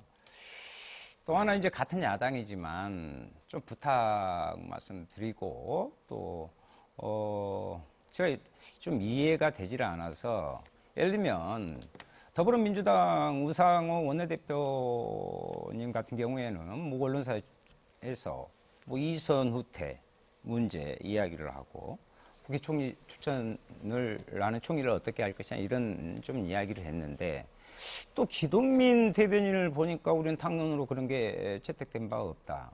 그래서 저는 정의당에서 답을 정확히 드리고 있다니까요. 무슨 이야기냐면 하야하는 것을 선언을 하고 그 부분에 의해서 내년 봄까지 할 수 있는 로드맵이 다 나와 있습니다. 그래서 너무 정치적 계산에 자고 우면 할 것이 아니라 이 난국을 해소하고 국민을 이해하는 것은 정확하게 가야 된다. 복잡할 때 정확하게 가는 것이 답이다. 이 말씀을 꼭 전해드리고 싶습니다. 예. 아까 최현혜 의원께서 탄핵이라고 하는 정치적인 절차에 대해서 얘기를 하셨는데요. 행여나 지난 노무현 대통령 탄핵에 나섰던 새누리당 그 당시에 한나라당에 생각해도 그때 되게 많이 잘못하신 거 아닙니까? 이정현 대표도 그거에 대해서 사과했었던 걸로 제가 기억을 하는데요. 어쨌든 전국의 혼란 그리고 그 엄청나게 중요한 시기를 우리가 놓쳤던 거 아닙니까? 그런 과정을 다시 밟지 않고자 하기 위해서 더불어민주당이 인내하고 국민들과 함께하려고 하고 우리 더불어민주당 안에 의원들의 의견들을 최대한 모아나가려고 하는 질서 있는 수습을 위해서 노력을 하고 있습니다. 협조 좀 해주십시오. 새누리당이 협조 좀 해주시고 대통령이 좀 도와주셔야 되는 거 아니겠습니까? 그런데 대통령은 계속해서 자신을 중심에 놓은 전국 수습을 생각을 하고 계시고 그리고 새누리당 역시 반성한다고 하지만 아무런 반성의 조치 없이 똑같이 대통령과 보조 맞춰서 가려고 하는 거 아니겠습니까? 이렇게 가서는 아무것도 앞으로 나갈 수가 없습니다. 이선 퇴진, 결자 해지 이 8글자의 전국의 해법이 있습니다. 그래서 대통령께서 자신의 모든 권한을 내려놓고 국민들에게 그 권한을 돌려놓는 것 그리고 그로부터 시작이 되어야 됩니다. 그래야 진상규명과 진실고백을 전제로 한 정치적 수습이 가능하지, 그렇지 않다면 대통령이 여전히 나를 중심으로 놓고 있다고 한다면 백약이 무효다. 예, 뭐 네 분이 동의를 하셨기 때문에 첫 번째 이 국정 현안 수습 방안에 대해서는 이 정도로 정리를 하겠습니다. 지금 제가 시간을 확인해 보니까요, 최은혜 의원과 최이배 의원께서 약 11분 남짓 남았고요. 윤수아 의원 그리고 박용진 의원께서 좀 10분 남짓 남았습니다. 많지 않은 시간입니다만 이제 민생 문제와 관련해서 좀 말씀을 지금부터 본격적으로 나누도록 하겠습니다. 역시 진행 방식은 같습니다. 네 분께 사회적 공통 질문을 드리고 그 이후에 자유토론 형식으로 나머지 시간을 쓰시면 되겠습니다. 질문 드리겠습니다. 네 분께서 이미 현안 이야기를 하시면서도 이 어려운 경제 문제에 대해서도 충분히 짚어주셨습니다만 글로벌 상황이 상당히 좋지가 않습니다. 여러 가지가 지금 우리 경제에 미치는 영향이 우려스럽다로 지금 보고 있는데 내부적으로 좀 가계부채 문제 좀 상당히 심각하고요. 이게 직결되어 있는 것이 부동산 문제 아니겠습니까? 이런 문제라든가 소득 불균형이 점점 심화되고 있다. 여러 가지 좀 문제가 나와 있습니다. 그래서 각 당이 현재 우리 그 경제 현실에서 가장 큰 문제라고 보고 있는 것이 어떤 것인가? 이 말씀을 공통 질문으로 좀 듣겠습니다. 그래서 그 인식, 진단이 나오면 자유토론에서 해법도 나오리라고 보고요. 자, 그렇게 해서 사회적 공통 질문 먼저 국민의당 최이배 의원께 답변 기회 드리겠습니다. 예, 경제 분야에 대해서 말씀드린다면 불공정, 불평등을 말씀드리지 않을 수가 없습니다. 지금 한국 사회에서 가장 심각한 문제라고 생각이 되고요. 또한 현재 이제 가장 당면한 현안으로서는 오늘 사회자분도 말씀하셨지만 가계부채 문제가 있겠고 두 번째가 이제 구조조정 문제입니다. 우리나라 지금 가계부채가 1200조가 넘었고 비관적으로 보시는 분들은 곧 있으면 1500조까지 넘어올 거라는 그런 말씀을 하십니다. 하지만 또한 이제 그 내용에는 부동산 문제가 같이 연결이 되어 있습니다. 국가 경제의 어떤 밑바탕이 될 수 있는 투자, 그 부분의 가장 중요한 부분이 또 부동산 투자입니다. 그리고 정책 당국자들이 가장 쉽게 힘을 써서 움직여서 경제를 이끌어 가려고 하는 유혹의 대상이 또한 부동산입니다. 따라서 이 부분에 대해서는 보다 장기적인 안목을 가지고 접근을 해야 된다고 생각을 하고요. 그래서 부동산 문제와 가계부채 문제는 좀 더 장기적인 안목으로서 말씀을 드리고 싶고, 두 번째로 이제 구조적 문제는 당면의 현안 과제입니다. 대우조선해양 등 조선업종과 해운업종에 대한 구조조정이 진행되고 있는데 국민의 혈세가 이미 수조 원이 들어갔고 앞으로도 수조 원이 들어갈 거라고 지금 정부가 얘기를 하고 있습니다. 과연 이러한 구조조정 방식이 맞느냐? 이거는 또 장기적으로 보면 한국의 경제가 저성장 국면으로 들어가면서 기존에 우리가 가지고 있었던 산업들이 이제는 더 이상 성장 동력이 될 수 없다라는 문제까지 연결이 됩니다. 따라서 신성장 산업을 찾기 위한 노력까지 우리가 같이 고민을 해야 된다라고 말씀드릴 수 있고요. 저희 국민의당에서는 그런 부분에 있어서 지난 총선 때 계속적으로 말씀을 드렸던 내용이 새로운 제4차 산업혁명을 준비하기 위해서 교육혁명, 기술혁명, 그리고 창업혁명, 신성장 산업의 육성까지 말씀을 드렸습니다. 그래서 이런 부분들에 대해서 현재 국회에서 준비하고 있고 또한 올해 예산심의와 법안심의에서 이런 내용들이 반영될 수 있도록 최선을 다하도록 하겠습니다. 예, 윤수아 의원님. 예, 제가 답변해 주시면 되겠습니다. 실제 이 경제 문제도 어디에서 원인이 있느냐, 그 원인을 정확히 좀 살펴봐야 됩니다. 실제로 박근혜 정부의 창조 경제, 문화 융성 경제 참 단어 좋습니다. 그런데 이렇게 창조적으로 나라 경제 망쳐먹은 것은 제가 보지를 못했습니다. 그리고 글로벌 이야기합니다. 해외 순방 다니면서. 수많은, 심지어 제가 보건복지위원회에 있는데요. 우간다, 케냐, 에티오피아의 개발도상국에 대한 난민 사업까지 소위 비선 실세들에 개입되어 있습니다. 정말 글로벌 이야기하면서 해외 순방 다니면서 글로벌하게 국제적 망신시키는 이런 부분입니다. 그래서 경제를 이야기할 때는 우리가 그동안에 가지고 있는 경제 정책을 이야기하는 것이 아니라 무엇부터 해결해야 되느냐. 그래서 제가 정치와 경제가 따로 분리되어 있지 않습니다.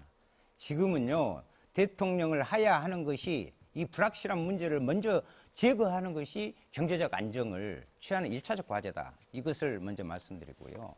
가계부채입니다. 빚 주고요. 돈 빌려주고 집 사라 해가지고 전세값 폭등했고 아파트값 폭등했습니다. 박근혜 정부 이어서 들어서서요. 14번이나 부동산 정책 냈습니다. 그것으로 경기 부양해보겠다는 70년대 방식입니다. 이것으로 인해서 지금 가계부채가 이 지경에 이르렀습니다. 그래서 제2의 IMF 위기, 가계부채로 인한 IMF 위기론이 지금 오고 있는 것입니다. 특히나 미국 금리가 지금 인상이 된다면 저금리 6번이나 해서 1.25%까지 내려간 이 저금리 구조로 해서 돈 빌려주고 해서 가계부채 낸 부분은 지금 폭탄을 우리가 안고 있는 것입니다. 이거 언제 터질지 모릅니다. 미국의 서프라임 모기지론과 같은 사태가 우리한테 안오란 보장이었습니다. 예. 그래서 이 문제에 대한 대책이 시급하다 이렇게 생각합니다. 예, 다음은 박용진 의원. 경제 상황, 아까 제가 비상이라고 말씀을 드렸고요. 이 경제 상황이 비상 상황인데 어느 수준까지 가고 있느냐면 그야말로 퍼펙트 스톰이다.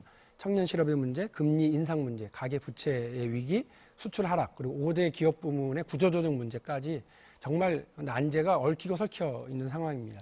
근데 이런 상황에 또 암울하게 우리 경제를 뒤엎고 있는 것이 뭐냐면 바로 신정경 유착입니다. 경제 권력과 재벌이 결탁해서 만들어낸 경제적 특권과 시장의 불공정한 반칙을 어떻게 극복하느냐가 매우 중요한 문제인 것 같습니다. 그래서 다시 한번 정답은 경제 민주화입니다. 지금 삼성이라고 하는 우리 국민의 자랑, 그리고 세계 굴지의 기업이 어쩌다가 최순실의 딸 정유라에게 비싼 말이나 사주고 그 뒤치다거리나 하는 기업으로 전락하고 있는 겁니까? 그 핵심에는 바로 대통령이라고 하는 제왕적인 대통령 제도라고 하는 속에서 대통령의 모든 영향력을 행사할 수 있는 비선 실세에게 접근하면 시장에서의 불공정과 반칙 행위를 계속해서 향유할 수 있고, 그리고 우리 국민들이 가장 걱정하고 있는 부의 세습, 경영권의 황제적 경영권의 세습이라고 하는 것이 그대로 관철될 수 있다고 믿고 있기 때문 아닐까 저는 생각이 듭니다. 재벌의 황제 경영과 제왕적 대통령 제도가 엉켜서 만들어진 이 상황을 극복해내기 위해서는 경제 민주화라고 하는 답이 있을 수밖에 없고요. 따라서 우리가 지금 제4차 산업혁명으로 나가야 된다고 생각하는 시점에 지금 대한민국을 돌이켜보니 1970년대에 머물러 있는 이 상황을 이겨내기 위해서 다양한 법안들이 제출되어 있습니다. 그런데 안타깝게도 이 법안들이 통과되어야 될 때는 새누리당의 반대를 또 넘어서야 되는 상황입니다. 새누리당이 경제민주화를 촉구하고 이야기할 때 대통령도 그렇고 새누리당도 그렇고 이 경제민주화 법안에 대해서 경제에 악영향을 미친다, 현실을 모르고 있는 거다라고 하면서 계속해서 재벌의 편을 들고 재기업의 편을 들고 정경유착을 계속해서 유지하려고 하는 태도를 보였다고 하는 점은 제가 반드시 여기서 지적을 해두고 싶고, 더불어민주당을 비롯한 야당이 협심해서 반드시 경제민주화 관련 법안들을 통과시키고 우리 경제의 새로운 시스템을 도입해 나가는데 앞장서 가도록 노력하겠습니다. 예, 사회적 공통 질문에 대한 이제 마지막 답변입니다. 새누리당 최연혜 의원께 기회드리죠. 세계 경제가 위축돼서 우리 경제에 아주 큰 영향을 미치고 있습니다. 지난 9월 수출이 전년 대비 6% 감소했고 10월에는 18%나 감소했습니다. 승용차가 52%, 휴대폰이 31% 급감했는데요. 삼성전자의 갤럭시 노트 7 리콜 사태, 그리고 현대자동차 파업의 여파라고 생각을 합니다. 핀란드 경제를 이끌어가던 휴대폰 왕국 노키아가 몇 년 전 마이크로소프트에 인수된 것은 글로벌 무한 경쟁에서 밀려난 기업과 국가의 현주소를 여실히 보여주는 이야기라고 생각을 하고 남의 이야기라고 보아서는 안 될 것입니다. 또한 세계 경제의 패러다임이 제4차 산업혁명으로 급격히 변화되는 상황에서 우리나라에서 그 한진해운 사태, 조선업 구조조정 등으로 산업 기반이 무너지는 그런 총체적 위기를 맞고 있습니다. 그런데 현재 소위 잠룡으로 불리는 몇몇 야당의 대권 주자들을 보면 마치 사회가 깨끗해지기만 하면 경제는 저절로 좋아진다는 식의 좀 순진하고 안이한 인식을 보이고 있는 경우가 있습니다. 그러나 경제야말로 전 세계의 모든 나라, 모든 지도자가 다 고심을 거듭하며 해법을 찾고 있는 난제라고 생각합니다. 이제 경제야말로 정치의 모든 것이라고 해도 과언이 아닐 것입니다. 어제 판가름난 미국 대선 트럼프 대통령이 당선된 것을 보더라도 정말 서민들의 먹고 사는 문제가 성추문과 온갖 막말 스캔들을 이긴 그런 사건이라고 볼 수밖에 없지 않겠습니까? 이제 어제 그 트럼프 대통령의 당선 이후에 새로이 그 질서가 들어서게 될 신고립주의 또 보호무역주의 기조 강화 등으로 인해 이제 벌어지게 될 세계 경제 질서에 우리가 어떻게 대처해 나가느냐 하는 것이 바로 한국 경제가 풀어나가야 할 근본적인 과제라고 생각을 합니다. 그러면서 그동안 우리 정치가 기업 활동을 위축시키고 발목 잡아왔다는 또 국민들의 비판도 있었음을 우리가 뼈저리게 느끼고 정치권에서도 이러한 경제가 모두라는 그런 인식의 변화가 필요한 시점이라고 생각합니다. 예. 사회적 공통 질문에 대한 네 분의 답변 잘 들었습니다. 고맙습니다. 이제 바로 자유 토론으로 들어갈 텐데요. 네 분께서는 상대방 시간까지를 포함해서 시간은 좀 안배를 하시면서 말씀을 해주시면 더 좋을 것 같습니다. 이건 뭐 사회자가 참고로 말씀을 드리는 거고요. 문제 제기를 여러 가지를 해주셨습니다만 소주제를 뭐 굳이 나누지는 않겠습니다만 이를테면 이제 심각한 주제로 부동산과 가계부채 문제가 지금 이 위기와 관련해서 이제 제안이 나왔고요. 또 이를테면은 그 노동 문제 얘기도 좀 나왔던 것 같습니다. 그래서 이런 것을 위주로 해서 뭐 시간이 많다면은 꼭 분리해서 나가겠습니다만 뭐 서로 연결되어 있는 주제이기 때문에 좀 강조점을 뭐 두고 말씀을 하셔도 좋을 것 같습니다. 일단 시작은 지금 상당히 많은 분들이 관심을 기울이고 있는 이 부동산과 가계 부채 문제. 사실 제일 심각한 문제들 보고 있으니까요. 이것으로 좀 자유 토론의 문을 열어주셨으면 좋겠는데 어떤 분이 먼저 시작해 주셨습니까? 예, 이번엔 저 세 분이 동시에 들어줬는데 예, 저 시간이 제일 많이 남으신 분께 제가 기회를 드리겠습니다. 최이배 의원인데. 예. 예. 이제 부동산 문제에 앞서 윤수아 의원님도 이제 빚내서 집 사라라는 이제 정책이었다라고 예. 말씀하셨는데요. 인위적인 부동산 부양을 통해서 아무튼 경제를 좀 이렇게 성장률을 높여보려는 그런 유혹 때문에 이러한 일들이 벌어지고 있다고 생각합니다. 즉 장기적인 안목이 아니라 굉장히 단기적인 그 안목을 가지고 이제 정책을 했다라고 생각하는데요. 그러다 보니까 이제 집값이 뛰어지고 가수요, 투기 수요가 만들어지고 그런 과정에서 결국은 우리나라는 공급을 늘렸는데 집값이 떨어지기보다는 오히려 공급이 늘어나는 과정에서 분양가가 올라가니까 덩달아 기존 주택의 가격까지 올라가는 이상한 시장 구조를 가지고 있습니다. 이러한 그 현재의 과정에서의 그 부동산 시장의 이제 왜곡 현상을 제대로 장기적인 관점에서 접근을 해야 된다고 생각을 하고요. 정부가 2013년에 이제 4.1 대책으로 내놨는데 그때 당시에는 또 보금자리 주택, 국민들의 주거 안정에 가장 그나마 효과 있고 좋은 정책이었다고 생각했던 보금자리 주택에 대해서는 공급 물량을 축소한 바가 또 있었습니다.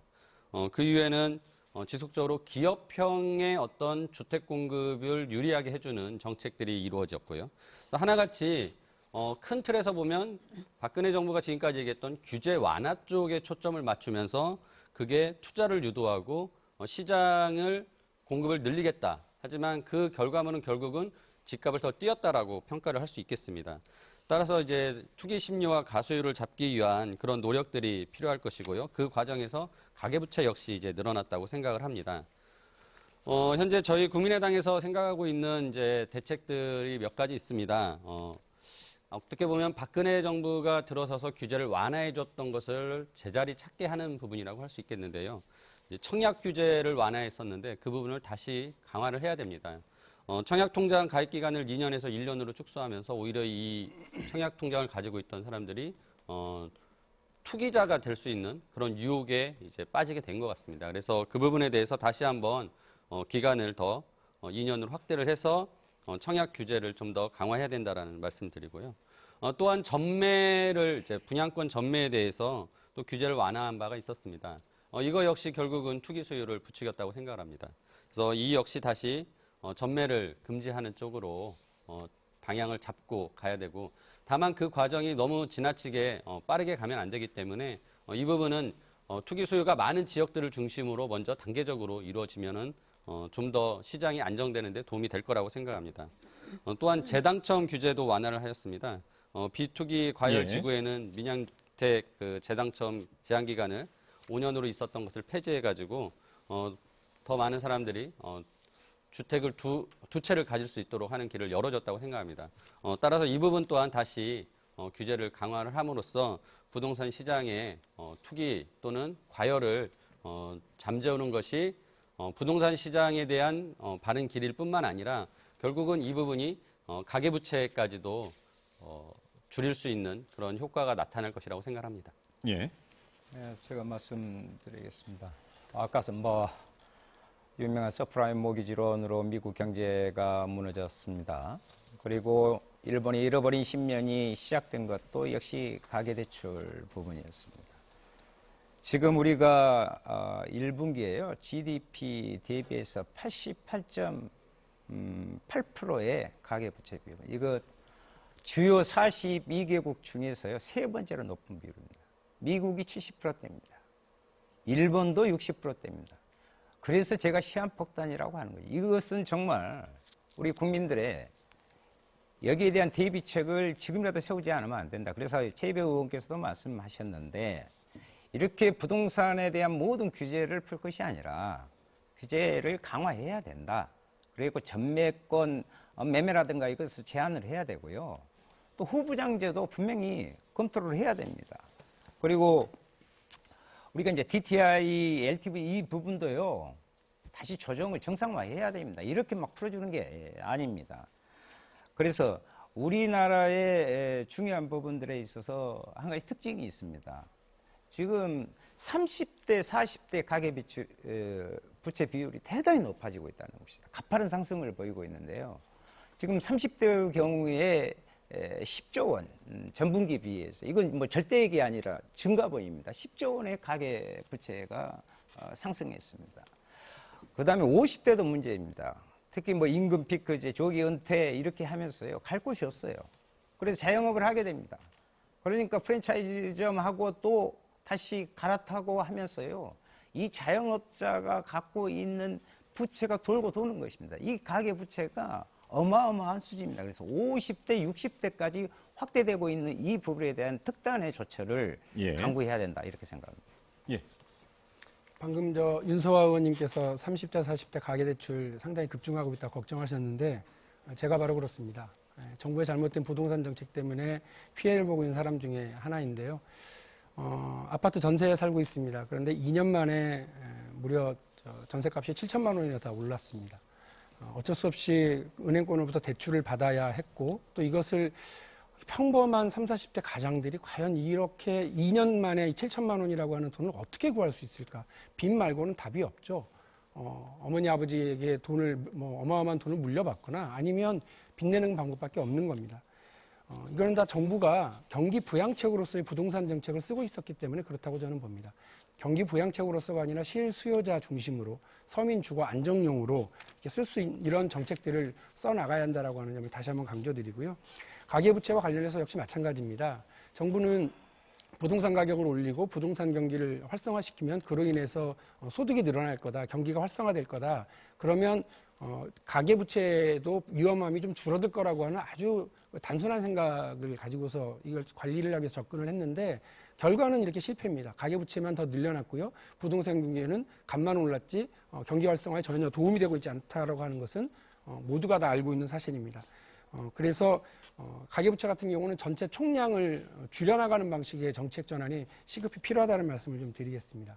또 하나는 성과연봉제와 관련된 것인데요. 어느 나라도 노사 간에 자율적으로 결정해야 되는 임금 체계에 대해서 정부가 지침을 내리고 정부가 일방적으로 강행하는 경우는 없습니다. 성과연봉제와 관련해서 미국과 일본에서는 그것을 전면적으로 시행하고 있지도 않고 또 시행했을 때 부작용이 엄청나다라고 하는 건 이미 여러 연구 결과에서도 드러나 있는 상태입니다. 대한민국 박근혜 정부가 저성과자의 퇴출 그리고 그 성과 연봉제라고 하는 방식으로 그 노사가 자율적으로 합의할 수 있도록 해놓은 근로기준법 94조를 어겨가면서 불법적인 행위를 저지르고 있기 때문에 예. 산업 현장이 불안해지고 노사 간의 갈등이 커지고 있는 것 아니겠습니까? 저성과자로 치자면야 박근혜 정부처럼 성과가 없는 저성과자가 어디 있습니까? 퇴출 대상은 박근혜 정부이거나 박근혜 정부의 경제팀이지 우리 노동자들에게 일방적으로 이런 정부 지침을 강요해서는 안 된다고 저는 생각합니다. 지금 저희가 그 부동산과 이 가계대책 문제를 시작으로 해서 이야기를 하다가 이제 성과 연봉제 얘기까지 나왔는데 지금 최은혜 의원님께서 시간이 많이 남아서 이제 발언을 하시게 되겠습니다만 일단 부동산과 가계대책과 관련된 부분을 좀 짚어주시고 그다음에 뭐 성과 연봉제가 가든지 그것은 또 여러분들에게 맡기도록 하겠습니다. 일단 발언 시작해 주시죠. 네. 가계 부채가 좀 최근에 이렇게 증가하고 있다는 것은 정말 저희도 아주 주목해야 될 그런 상황이고 면밀히 지켜보면서 모니터링하고 관리해야 될 상황이다. 이렇게 보고 있습니다. 그리고 여러 의원님들께서 지적해 주신 대로 이렇게 가계 부채가 증가하는 배경에는 그 부동산 시장, 그 부동산 대책과 관련이 없지 않습니다. 그 글로벌 금융 위기 이후에 부동산 시장이 장기적으로 그 침체 국면에 빠지면서 사실 다 기억하실 겁니다. 하우스 푸어, 또 렌탈 푸어라는 신조어가 생길 만큼 그 서민들의 그 주거 여건이 악화되고 여러 가지 이제 문제가 생기다 보니까 이렇게 이제 규제 완화를 했고 그래서 지금 최근에 부동산 시장이 약간의 정상화되는 그런 상황에 있다는 말씀을 드리고요. 그래서 이 가계 부채가 이렇게 양적으로 증가함에도 불구하고 그 내용을 좀 들여다보면 그 질적으로는 상당히 이렇게 관리되고 있다는 그런 모습을 보이고 있습니다. 다시 말해서 지금 증가되는 가계부채의 약 절반 정도가 그 소위 말하는 아파트 분양 시에 받는 집단 대출로 이루어지고 있기 때문에 상당히 그래도 관리가 가능하다 이렇게 보고 있고 또 이 대출의 성격이 옛날에는 그 과거 일시 상환 위주로 이렇게 되어 있었다면 지금은 분할 상환 그리고 또 고정금리 형태로 이렇게 바뀌어 있어서 대출 관행이 이렇게 이제 정착이 되면서 비교적 안정적으로 관리되고 있다고 이렇게 판단을 하고 있고요. 실제로 뭐 가계 대출 연체율이라든지 BIS 비율이라든지 또 상환 능력 평가를 해보면 그 상환 능력이 양호한 것으로 보여지는 가구도 또 70%가 되는 이런 상황이라서 저희도 굉장히 이것을 면밀하게 보면서 또 걱정을 하면서 보고는 있지만 그래도 우리가 관리 가능한 범위에 아직은 있다 이렇게 이제 보는 입장이고요. 그래서 이제 예를 들면 뭐 LTV나 DTI 등을 좀 도로 강화해야 한다 하는 주장을 하시고 뭐 다른 여러 가지 대책도 말씀을 하셨는데 뭐 물론 아주 저희가 귀담아 듣고 참조해야 될 만한 좋은 대책도 있다고 생각을 하고 검토를 하겠습니다만 예를 들면 LTV나 DTI 같은 것을 다시 강화를 하게 되면 이로 인해서 제1금융권에서 대출을 받지 못하는 그런 서민들이 발생을 해가지고 이분들이 어쩔 수 없이 제2금융권에서 이제 대출을 받다 보면 오히려 이자 부담이 올라가는 이런 상황이 벌어질 수도 있다. 이런 이제 정말 여러 가지 파급 효과와 연관 관계를 좀 더 면밀히 살펴보면서 그런 미세 조정을 해야 된다고 생각을 하고요. 예. 이제 가장 중요한 것은 결국은 실수요자의 그런 주택 거래와 매매는 저희가 적극 지원을 하고 해서 부동산이 경기가 또 너무 냉각되면 안 되지 않습니까? 그래서 이렇게 하되 투기 수요, 과열된 지구에 대해서는 맞춤형 대책을 하는 것이 맞는 방향이다 이렇게 생각을 합니다. 오늘 주신 여러 말씀들은 저도 더 공부도 하고 또 이미 제가 뭐 제안하신 거 많이 본 적이 있는데 더 연구를 해서 뭐 하여튼 정부와 긴밀히 함께 논의해 나가도록 하겠습니다. 예. 지금 최영애 의원님 말씀하신 거 들으니까 최근에 발표한 이제 정부 대책을 그대로 이제 다시 한번 설명을 해주신 것 같은데요. 하지만은 부동산과 가계 대출 문제, 부채 문제가 굉장히 심각하다라는 인식에 대해서 조금 제가 놀랐습니다. 그러니까 지금 규제가 완화돼서 부동산 시장이 오히려 관리 가능한 수준이다라고 하고 빚을 조금 늘어났지만 오히려 이제 LTI, DTB를 뭐 줄이면은 오히려 잘못돼서 이제 빚을 줄이기 위해서 뭐 제2금융권으로 간다거나 뭐 부채 부담이 늘어난다는데 결국 그 말을 거꾸로 얘기하면 어느 정도 빚을 계속 유지하라는 식의 이제 말씀으로 지금 들리는데요. 제가 보기에는 굉장히 부동산 시장과 가계부채 문제에 대해서 좀 정부하고 새누리당 여전히 안이한 생각을 가지고 있다는 생각을 합니다. 그래서 특히나 이제 가계부채 문제에 대해서 말씀을 드리면은 이게 부동산 관련 대출도 굉장히 많이 늘어났지만 중요한 거는 신용대출도 엄청나게 늘어나고 있다는 것입니다. 즉 일반적인 그 가계에서 신용대출을 받는다는 것은 결국은 소득이 부족해서 생활자금을 쓰기 위한 대출을 받고 있다라고 저희가 이제 해석을 할 수 있는데요.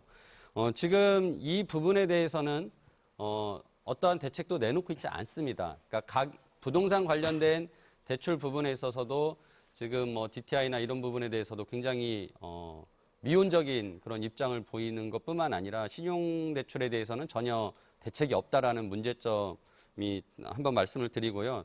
따라서 결국 이제 신용대출에 대한 문제점은 가계 소득을 늘려줘야 되는 아주 근본적인 처방이 필요합니다. 그래서 그 가계 소득을 늘리기 위해서 결국 할 수 있는 것은 우리가 이제 총선 때도 많이 얘기했지만 최저임금을 올려가야 된다는 그런 여러 진보 진영의 얘기도 있었고요. 또한 이제 비정규직, 정규직 문제에 있어서 그런 일자리 문제도 같이 해결을 해야 됩니다. 예. 그래서 그런 근본적인 대안들을 국회에서 좀 논의할 수 있도록 저희 야당들이 계속 얘기를 하고 있는데 새누리당이 잘 거기에 응하지 않고 있습니다. 그래서 이후에 국회가 운영되는 과정에서 좀 협조를 부탁을 드리겠습니다. 예, 바로 반론을 하시겠습니까? 네, 예. 네. 제 말씀을 조금 오해하신 부분이 있는데 가계 부채 부분에 대해서 이제 관리가 가능한 수준으로 저희는 아직은 판단하고 있다. 그러나 면밀히 보고 있다는 말씀을 드린 거고요. 또 빚을 유지하는 것이 좋다 이런 게 아니라 이 기준을 더 엄격하게 하다 보면 결국은 제1금융권에서 대출받지 못하는 그런 서민들의 정말 영세한 서민들의 어떤 이자 부담이 높아질 수 있기 때문에 면밀하게 우리가 그럼 다양한 파급 효과를 검토하면서 대책을 마련해야 된다. 그런 취지로 말씀을 드린 것입니다. 예. 지금 뭐 이 정도 부동산과 가계 대책에 대해서는 이 정도면 아니면 더 논의를 이어가실 게 가계부채 말고. 됐습니까? 그럼 이제 노동 문제 네, 예, 네, 아까 박용진 의원께서 네, 사실은 말씀하셨기 예, 때문에. 성과연봉제 얘기를 하셨으니까 그리로 넘어가죠. 예. 네, 이제 뭐 가계 부채 특히 부동산 중심의 이런 한국 경제의 문제 그리고 재벌 중심의 문제 이런 부분들은 정치와 다 맞닿아 있죠.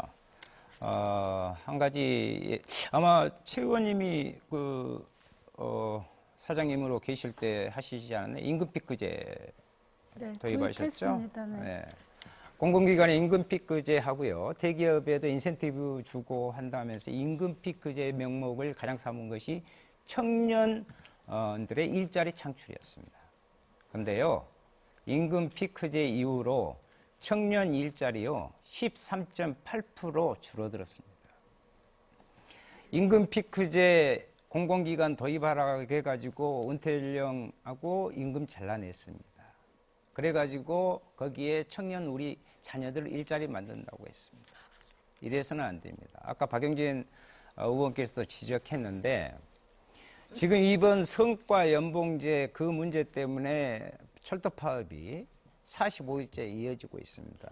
그래서 우리 최연애 의원님께 좀 중재 좀 해가지고요. 좀 빨리 좀 해결 좀 해주십사 하는 것을 말씀드리고 싶고 이 성과 연봉제는 그 과정이요. 제가 쭉 다녀봤습니다. 이 사회를 불법 탈법을 하고 있습니다. 기재부의 일개 행정 지침, 고용노동부의 지침이 어떻게 상위법을 그러니까 이것은 반헌법적 행위인 겁니다. 대통령이 헌법을 유린하듯이 우리 노동자들의 부분을 성과연봉제라는 듣도 보지도 못한 완전히 임금 체계를 바꾸는 것을 노조와 동의도 없이 노동자의 다수 동의도 없이 이렇게 진행하고 있는 것입니다. 이것 때문에 고용이 불안하고요. 이 고용이 불안하면 밑에의 실물 경제 이 부분이 축소되게 돼 있습니다. 그러니까 전반적으로 내수 경제가 살아날 수가 없는 것입니다. 내수 경제는요, 냉정하게 말씀드리면 노동자의 호주머니에 돈이 들어왔을 때 실제로 내수 경제는 살아가는 것입니다. 그리고 정경유착 하는데 저는 정경유착이 아니라 정경밀착을 뛰어넘어서 정경일체형이 아닌가 이렇게 생각합니다.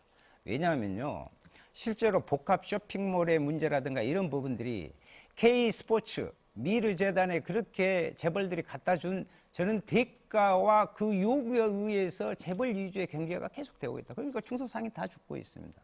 또 하나 말씀드리고 싶습니다. 공공기관에 성과 연봉제를 도입한다는 것 발상 자체를 대단히 저는 반국민적이라고 생각합니다. 이것은 철도, 병원, 공단, 이런 가스공사, 이런 모든 공공기관은요, 국민의 안전과 생활에 밀접히 되어 있는데 그 부분에 대해서 아무 개념도 없이 반헌법적인 발상으로 밀어붙이는 것을 즉각 중단해야 된다 이렇게 생각을 합니다. 네, 박 의원님. 제가 아까 지금 우리 경제의 가장 큰 문제 중에 하나가 정경유착이라고 말씀드렸고 해법으로 경제 민주화가 있다라고 말씀을 드렸습니다. 최현혜 의원님은 아직 수사 중인 사안이다라고만 말씀하셨습니다만 어쨌든 검찰 수사 과정에서 대통령이 재벌 총수들을 독대한 정황이 관련자들의 진술 혹은 증거자료를 통해서 나오고 있다라고 하는 겁니다.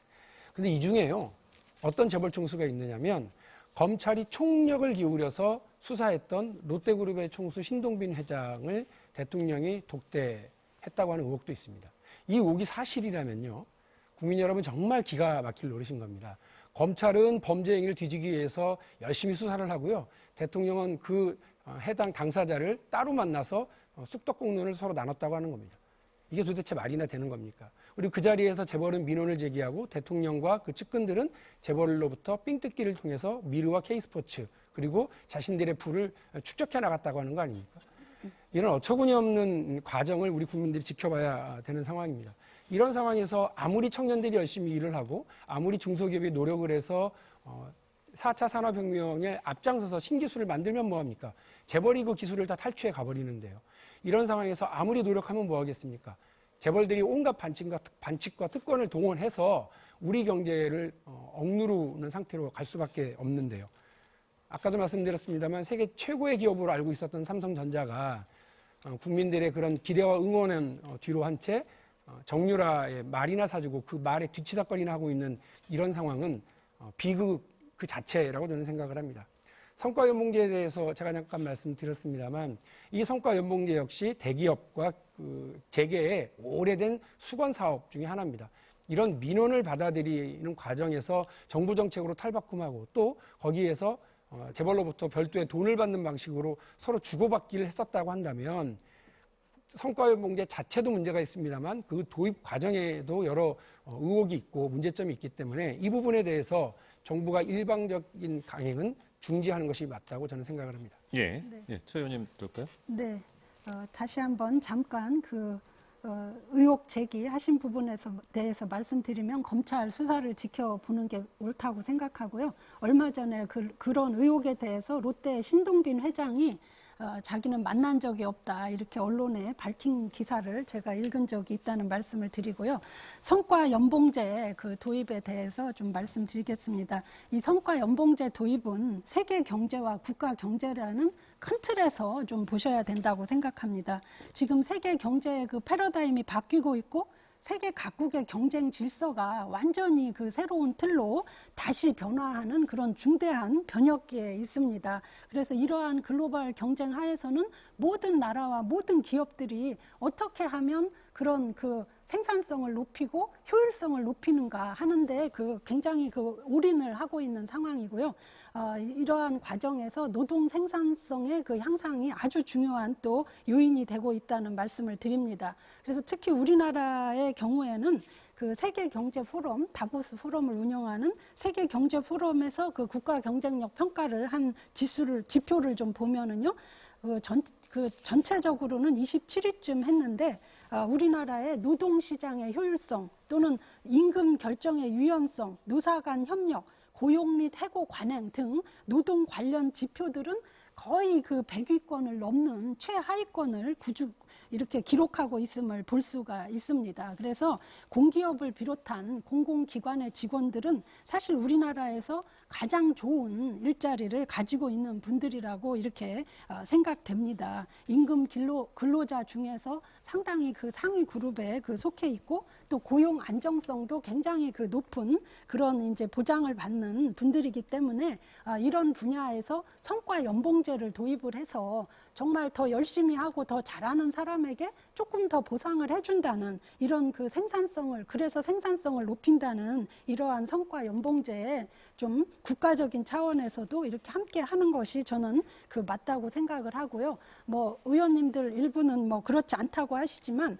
이 노동 그 생산성을 향상시키는 것은 세계적인 트렌드고 그에 따라서 가장 중요한 것이 직무급이나 성과급을 도입하는 그런 그 트렌드가 많이 있습니다. 그래서 예를 들면 연공서열제가 가장 많이 시행된 나라가 우리나라와 일본이었는데 일본도 잃어버린 지난 20년이라는 그런 동안에 임금 체계를 많이 개편을 해서 연공서열제가 상당히 희석돼 있는 그런 상황임을 말씀을 드립니다.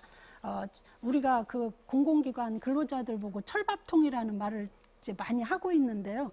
정말 이렇게 좀 생산성을 높일 수 있는 성과 연봉제 같은 것을 도입을 해서 우리나라의 그런 노동 형태의 그런 개혁에 좀 앞장서 주셨으면 하는 바람을 가지고 있습니다. 예.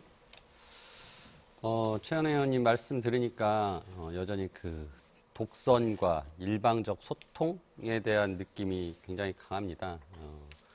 누누이 지금 두 분이 말씀하셨지만 저 다른 야당 의원님들이 이 성과 연봉제 도입은 기본적으로 노사가 합의를 해야 되는 일입니다. 그러니까 자신의 급여 체계가 바뀌는 것에 대해서 같이 협상을 해서 거기에 대해서 결과물을 얻어야 되지 일방적으로 정부가 이렇게 하라라는 지침을 주고 그것에 따라서 경영진들이 불법적이고 탈법적인 이사회를 통해서 결정을 하고 따라간다는 것은 전혀 민주적이지 않습니다. 제가 그 임금 피크제를 이제 공공기관들이 이제 도입을 했는데요. 그 327개의 공공기관이 임금 피크제를 도입했습니다. 앞서 윤소아 의원님 말씀하셨다시피 그때 임금 피크제 도입했던 가장 큰 그 목표가 청년 채용을 늘리기 위해서 임금 피크제 도입한다라고 했습니다. 근데 327개 공공기관이 그 도입되는 당시에 102개의 그 공공기관은 청년 채용 목표를 설정하지도 않았습니다. 또한 225개가 채용 목표를 설정을 했는데 지금 제가 이번 국정조사 때 조사한 바에 의하면 120개는 채용이 전무합니다.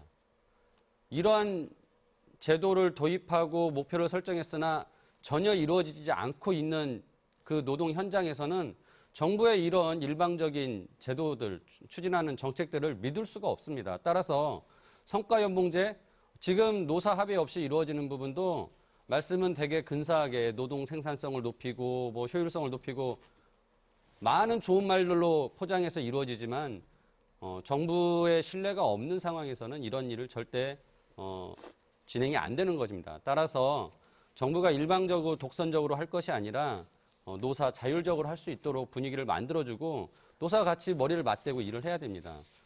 이 부분에 대해서 제가 한 가지 또 추가하고 싶은 말씀은 현재 조선업종, 해운업종 산업구조조정이 엄청나게 진행이 되고 있습니다. 이 과정에서도 일방적으로 노동자들에게 고통을 전가시키고 있습니다.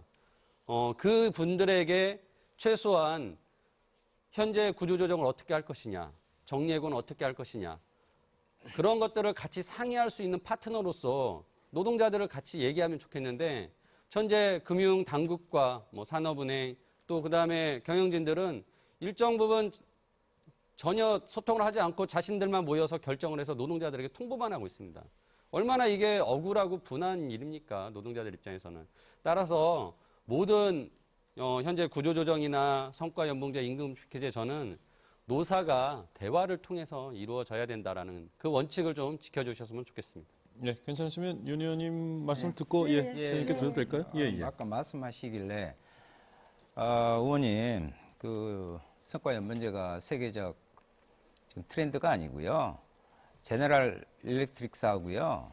IBM사에서 했다가 이미 폐기한 부분입니다. 그것을 말씀드리고 싶고, 또 하나는 이 성과연봉제에 주목을 해야 됩니다. 지금은 노사 합의간에 자율적으로 해서 국회 내에서 사회적 합의를 해서 이 문제를 국민의 안전과 연결된 공공 부분이니까 이렇게 합니다. 왜 이렇게 성과연봉제에 대한 구체적인 설계조차도 없습니다. 몇 개월 만에 이렇게 밀어붙이고 있는 건데 왜 이럴까요? 그 결과는 딱 하나 있습니다. 공공기관의 알짜 공공기관을 민영화해서 먹으려고 하는 그 대자본의 대재벌들의 요구가 있습니다. 그 길을 터주기 위한 전지 작업일 뿐이다. 이렇게 봅니다. 그래서 우리는 성과연봉제 문제를 단순히 임금체계로만 보는 것이 아니라 이것은 결국 우리가 갖고 있는 공공재를 기업에게, 민간 기업에게 민영화하는 그 길을 터주고 있는 과정일 뿐이다라는 것을 말씀드리고 싶고요. 또 하나 있습니다. 철밥통 이야기 그렇게 하시면 안 됩니다. 그분들요, 철도도 원래 공무원이었습니다. 공사화됐습니다. 수십 년 동안 일해온 늙은 노동자들입니다. 그들이 6천만, 7천만 받는 것, 그것이 어쨌다는 것입니까? 또 하나 있습니다. 그러면 낙하산 인사로 내려와가지고 수억씩 받는 거의 이사장들, 그 양반들 성과 연봉 이제 해야죠. 성과하면 거기 살아남을 사람 아무도 없습니다. 그 사람들부터 하고 노동자들한테 의견을 묻든지 이런 것도 아니고. 그래서 제가 드리는 말씀은 성과 연봉제 부분은 불법이고 탈법이고 반헌법적인 것이다. 반노동자적인 것이다. 그래서 결국 경제에도 악영향을 미치다. 당장 그만두고 자율적인 교섭에 적극 나서야 된다. 이런 말씀 드리고 싶습니다. 예. 네, 시간이 상당히 부족할 것처럼 보이는데요. 우선 먼저 지휘와 국을 말씀하셨는데 성과 연봉제를 폐지했다고 이제 오해를 하고 계신데 한번 다시 물어보시면 성과 평가 방식을 개선했다는 것을 이제 말씀을 드리고요. 또 이것은 민영화 프레임과도 전혀 무관한 것이다. 이런 말씀 드리고 또 공공기관의 사장들은 이미 오래전부터 성과 연봉제로 그 연봉을 받고 있다는 말씀도 드립니다. 그리고 현재 그 120개 공공기관이 그 성과 연봉제를 도입했는데 70개는 자율적인 노사 합의에 의해서 이루어졌고 50개 정도는 그 지금 현재 뭐 하고 있고 이사회를 통해서 이제 했다는 그런 말씀도 드리고요. 또 2년 그 저희가 정년 연장을 작년에 다 했습니다. 그 공공기관들에 대해서 이렇게 2년 정년 연장을 하면서 임금 피크제를 도입을 하면서 그 청년 채용에 대한 우리가 그 인원수나 뭐 그 채용 규모를 다 그 이렇게 공지를 한 상황에서 그 청년 채용이 이루어지고 있고요. 지금 이번에 그 성과 연봉제를 통해서 이렇게 그 청년 고용을 말씀을 드리는 것은 사실 2년까지 연공 서열제로 되면 그 초임자에 비해서 거의 3배가 넘는 그 봉급이 됩니다. 그래서 이렇게 고연봉자들에 대한 그 또 2년 그 정년이 연장되다 보니까 채용 여력이 전혀 없는 상황에서 이 청년 고용의 숨통을 터뜨리는 그런 하나의 방법이라는 말씀도 드립니다. 그리고 또 한 가지 자꾸 저성과자 퇴출하고 연결을 시키는데요. 저성과자 퇴출과는 평가 방식도 다르고 전혀 다르다는 그런 그 기준이 다르다는 말씀을 드리고요. 이미 공무원 4급 이상은 이걸 시행하고 있고 우리 철도공사 같은 그런 공공기관들도 2급 이상은 전부 이 성과연봉제를 이미 오랜 기간 동안 시행을 해왔는데 이 중에서 성과가 낮다고 해서 퇴출된 일은 없다는 말씀을 드립니다. 예, 이 말씀으로 최현혜 의원께서는 주어진 24분을 모두 소진하셨습니다. 이제 나머지 3분께만 발언 기회가 있는데요. 예. 마무리 발언 삼아서 말씀을 쭉 드려야 마무리 발언은 좀 따로 있고요. 지금 제한된 시간을 충분히 쓰시면서 이 주제와 관련된 자유토론을 진행해 주시면 됩니다. 알겠습니다. 제가 모두에도 말씀을 드렸습니다만 지금 대한민국 경제의 가장 커다란 문제점은 반칙과 특권입니다. 이 반칙과 특권을 가장 잘 향유하고 있는 세력은 재벌 대기업들입니다. 이미 확인되고 있습니다만 이런 재벌 대기업이 권력과 결탁해서 온갖 반칙을 계속해서 확대 재생산해내고 있는 상황이라는 걸 우리가 볼 수 있지 않습니까? 재밌는 것은요, 이 제왕적 대통령제도 문제고 또 황제 경영도 문제입니다만 제왕적 대통령제는 그래도 국민들이 선출이라도 합니다. 그런데 이 황제 경영의 핵심은 그 아버지가 아들에게 그냥 물려주고요. 그 아들은 또 그 자기 밑에 아들에게 다시 그 경영권을 세습을 하는데 이건 어떤 검증도 실력 검증도 거치지 않고 어느 국민도 잘 알지 못하는 채로 그러한 경영권이 세습된다고 하는 겁니다. 만일에 경제 대통령이라고 할 만한 대재벌의 대기업의 경영권을 능력도 없고 아무런 실력이 검증되지 않은 사람이 가져갔을 때 대기업 중심의 경제 구조를 가지고 있는 대한민국 경제는 치명적인 상황에 노출될 수밖에 없는 겁니다. 근데 이러한 상황이 오히려 좋다. 대기업을 잘 보호해야 된다라고 이야기하는 일부 기득권 측의 이런 생각과 주장은 반드시 이번에 바뀌어야 된다고 생각합니다. 경제 민주화라고 하는 측면은 바로 그런 점에서 제기가 되는 거고요. 경제 민주화의 또 큰 한 축이 바로 노동자들입니다. 노동자들의 목소리를 제대로 그 경영에 반영하지 못하고 노동자들의 임금 체계와 근로조건을 결정하는 데 있어서 이들의 목소리를 배제하고 일방주의식으로 밀어붙이게 된다고 한다면 어떻게 산업 현장이 협력적으로 갈 수가 있겠습니까? 어떻게 노동 생산성이 더 늘어날 수가 있겠습니까? 현 정부가 재벌의 목소리와 민원에만 귀를 기울이고 대기업의 이야기만 정책에 반영하게 됐을 때 산업 현장은 조용할 날이 없을 거고요. 노동자들을 일방적으로 귀족노도로 몰아붙여 가서는 안 된다고 생각합니다. 우리 경제에 큰 부담을 주고 있는 대우조선해양의 경우만 하더라도 정부 권력에 빌붙어 있는 사람들이 낙하산으로 내려와서 그들이 일방적으로 경영하고 운영하다가 이렇게 엉망이 돼서 국가 경제에 어마어마한 부담을 주고 있는 것 아니겠습니까? 저는 경제 민주화의 핵심 고리들을 이번 국회에서 반드시 실현시켜내서 우리 경제에 많은 부담을 주고 있는 재벌 대기업 중심으로 한 이런 경제 시스템을 바꿔 나가는데 노력하겠습니다.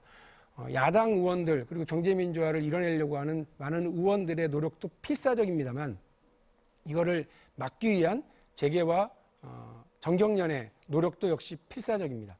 그리고 거기에 동조하는 새누리당의 노력도 필사적입니다. 이 필사적인 양측의 경쟁과 경합을 국민 여러분들이 눈 부릅뜨고 지켜봐 주셔야만 할 것 같습니다.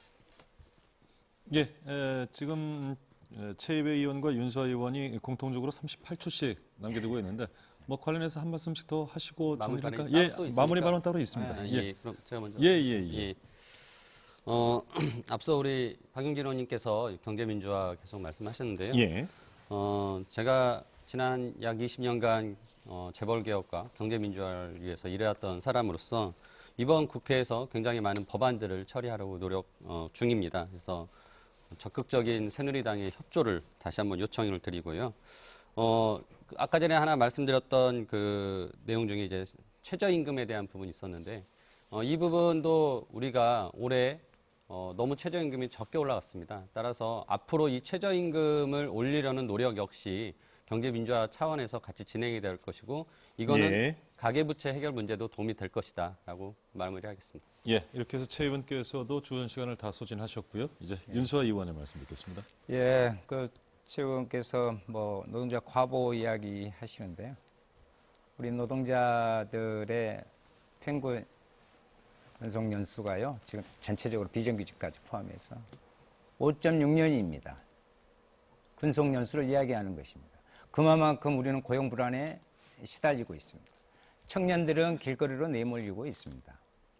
그래서 이 노동의 문제를 해결하지 않으면 우리의 한국 경제의 앞날은 없다는 것입니다. 그것이 가장 밑돌이라고 생각하기 때문에 말씀드리는 겁니다. 그리고 노동과 이러한 부분들이 또 걸려있는 게 있습니다. 예. 저희들은 노동 문제만 아니라 경제 문제 전반을 이야기하기 때문에 조금 더 쓰겠습니다, 제가. 아니요, 지금 여기까지 이제 주어진 시간을 다 쓰셨고요. 마무리 발언에서 그러면 포함해서 예, 하셔야 될 그렇게 것 같습니다. 하십시오. 공정성을 예, 위해서 예, 약속된 예, 시간이 예. 있으니까요. 다 세 분이 쓰셨고 박용준 의원이 15초가 남았는데 쓰시겠습니까? 네. 예, 말씀하시죠. 성과에 따라서 연봉을 주겠다고 한다면 이 정부의 연봉은 얼마여야 합니까? 성과를 가지고 퇴출을 하겠다고 한다면 박근혜 정부야말로 가장 첫 번째 퇴출 대상이라고 생각합니다. 예. 자, 이렇게 해서 두 번째 주제에 대해서도 사회적 공통 질문에 대한 답변과 자유토론을 진행했습니다.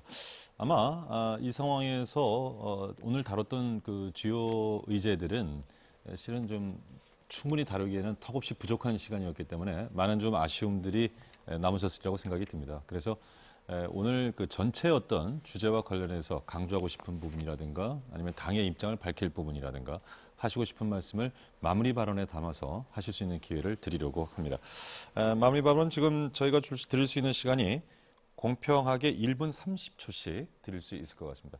1분 30초 내에 말씀을 해주시면 되겠습니다. 이번에는 정의당의 윤소아 의원부터 발언 기회를 드리겠습니다. 예, 방금 말씀드리려다가 시간상 못 드렸는데요. 농촌 문제 있습니다. 박근혜 대통령이 80kg 한가마에 21만 원 주겠다는 공약을 내세워서 당선됐습니다. 지금요, 80kg 쌀 한가마니에 12만 원대로 떨어졌습니다. 농민들 아우성입니다. 이 문제 대책 내놓아야 합니다. 그리고요, 남북관계에 있어서 개성공단 폐쇄 부분으로 해서 강대강 구도로 가고 또한 거기에 중소기업들 다 죽고 있습니다. 이것은 국내 경제에도 미치는 영향입니다. 그리고 실제 우리의 쌀 문제나 이런 부분을 해결하는데도 북에 보내자. 그래서 저는 그 특별 결의안까지 지금 한 40여 명의 동의를 받아서 해놓은 상황입니다.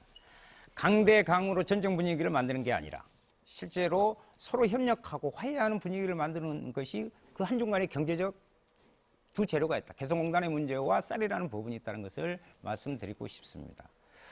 마지막으로 그러려면 박근혜 대통령에게 그걸 기대할 수 있느냐, 현 정부에 기대할 수 있느냐, 전혀 그렇지 않다. 저는 이렇게 생각합니다. 그렇기 때문에 국민들이 이미 판단했습니다. 대통령은 국민들에 의해서 이미 유고 상태입니다. 그러면 정말 진정으로 나라의 경제와 정치의 정상적인 부분을 생각한다면 대통령은 하야해야 되고 즉각 하야 선언을 해야 됩니다. 거기에 따라서 정의당이 주장하는 것처럼 내년 봄 조기 대선을 위한 과도내각 수립이 돼야 된다. 예. 이 말씀을 드리고 싶습니다. 예, 다음은 계속해서 더불어민주당 박용진 의원의 마무리 발언 듣겠습니다. 국민 여러분, 오늘 더불어민주당의 이야기에 귀 기울여주셔서 감사합니다. 제가 첫 번째 질의응답 때 말씀을 드렸던 말씀을 다시 드리고 싶습니다. 국민 여러분, 지금 행복하십니까? 살림살이는 좀 나아지셨습니까? 우리의 대한민국 민주주의는 오늘 안녕한 겁니까? 우리 아이들에게, 우리 젊은이들에게 이 사회는 공정한 기회를 보장하고 있는 겁니까? 왜 정윤회와 최순실의 딸인 정유라와 우리 아이들의 기회는 서로 다르게 주어지고 있는 겁니까?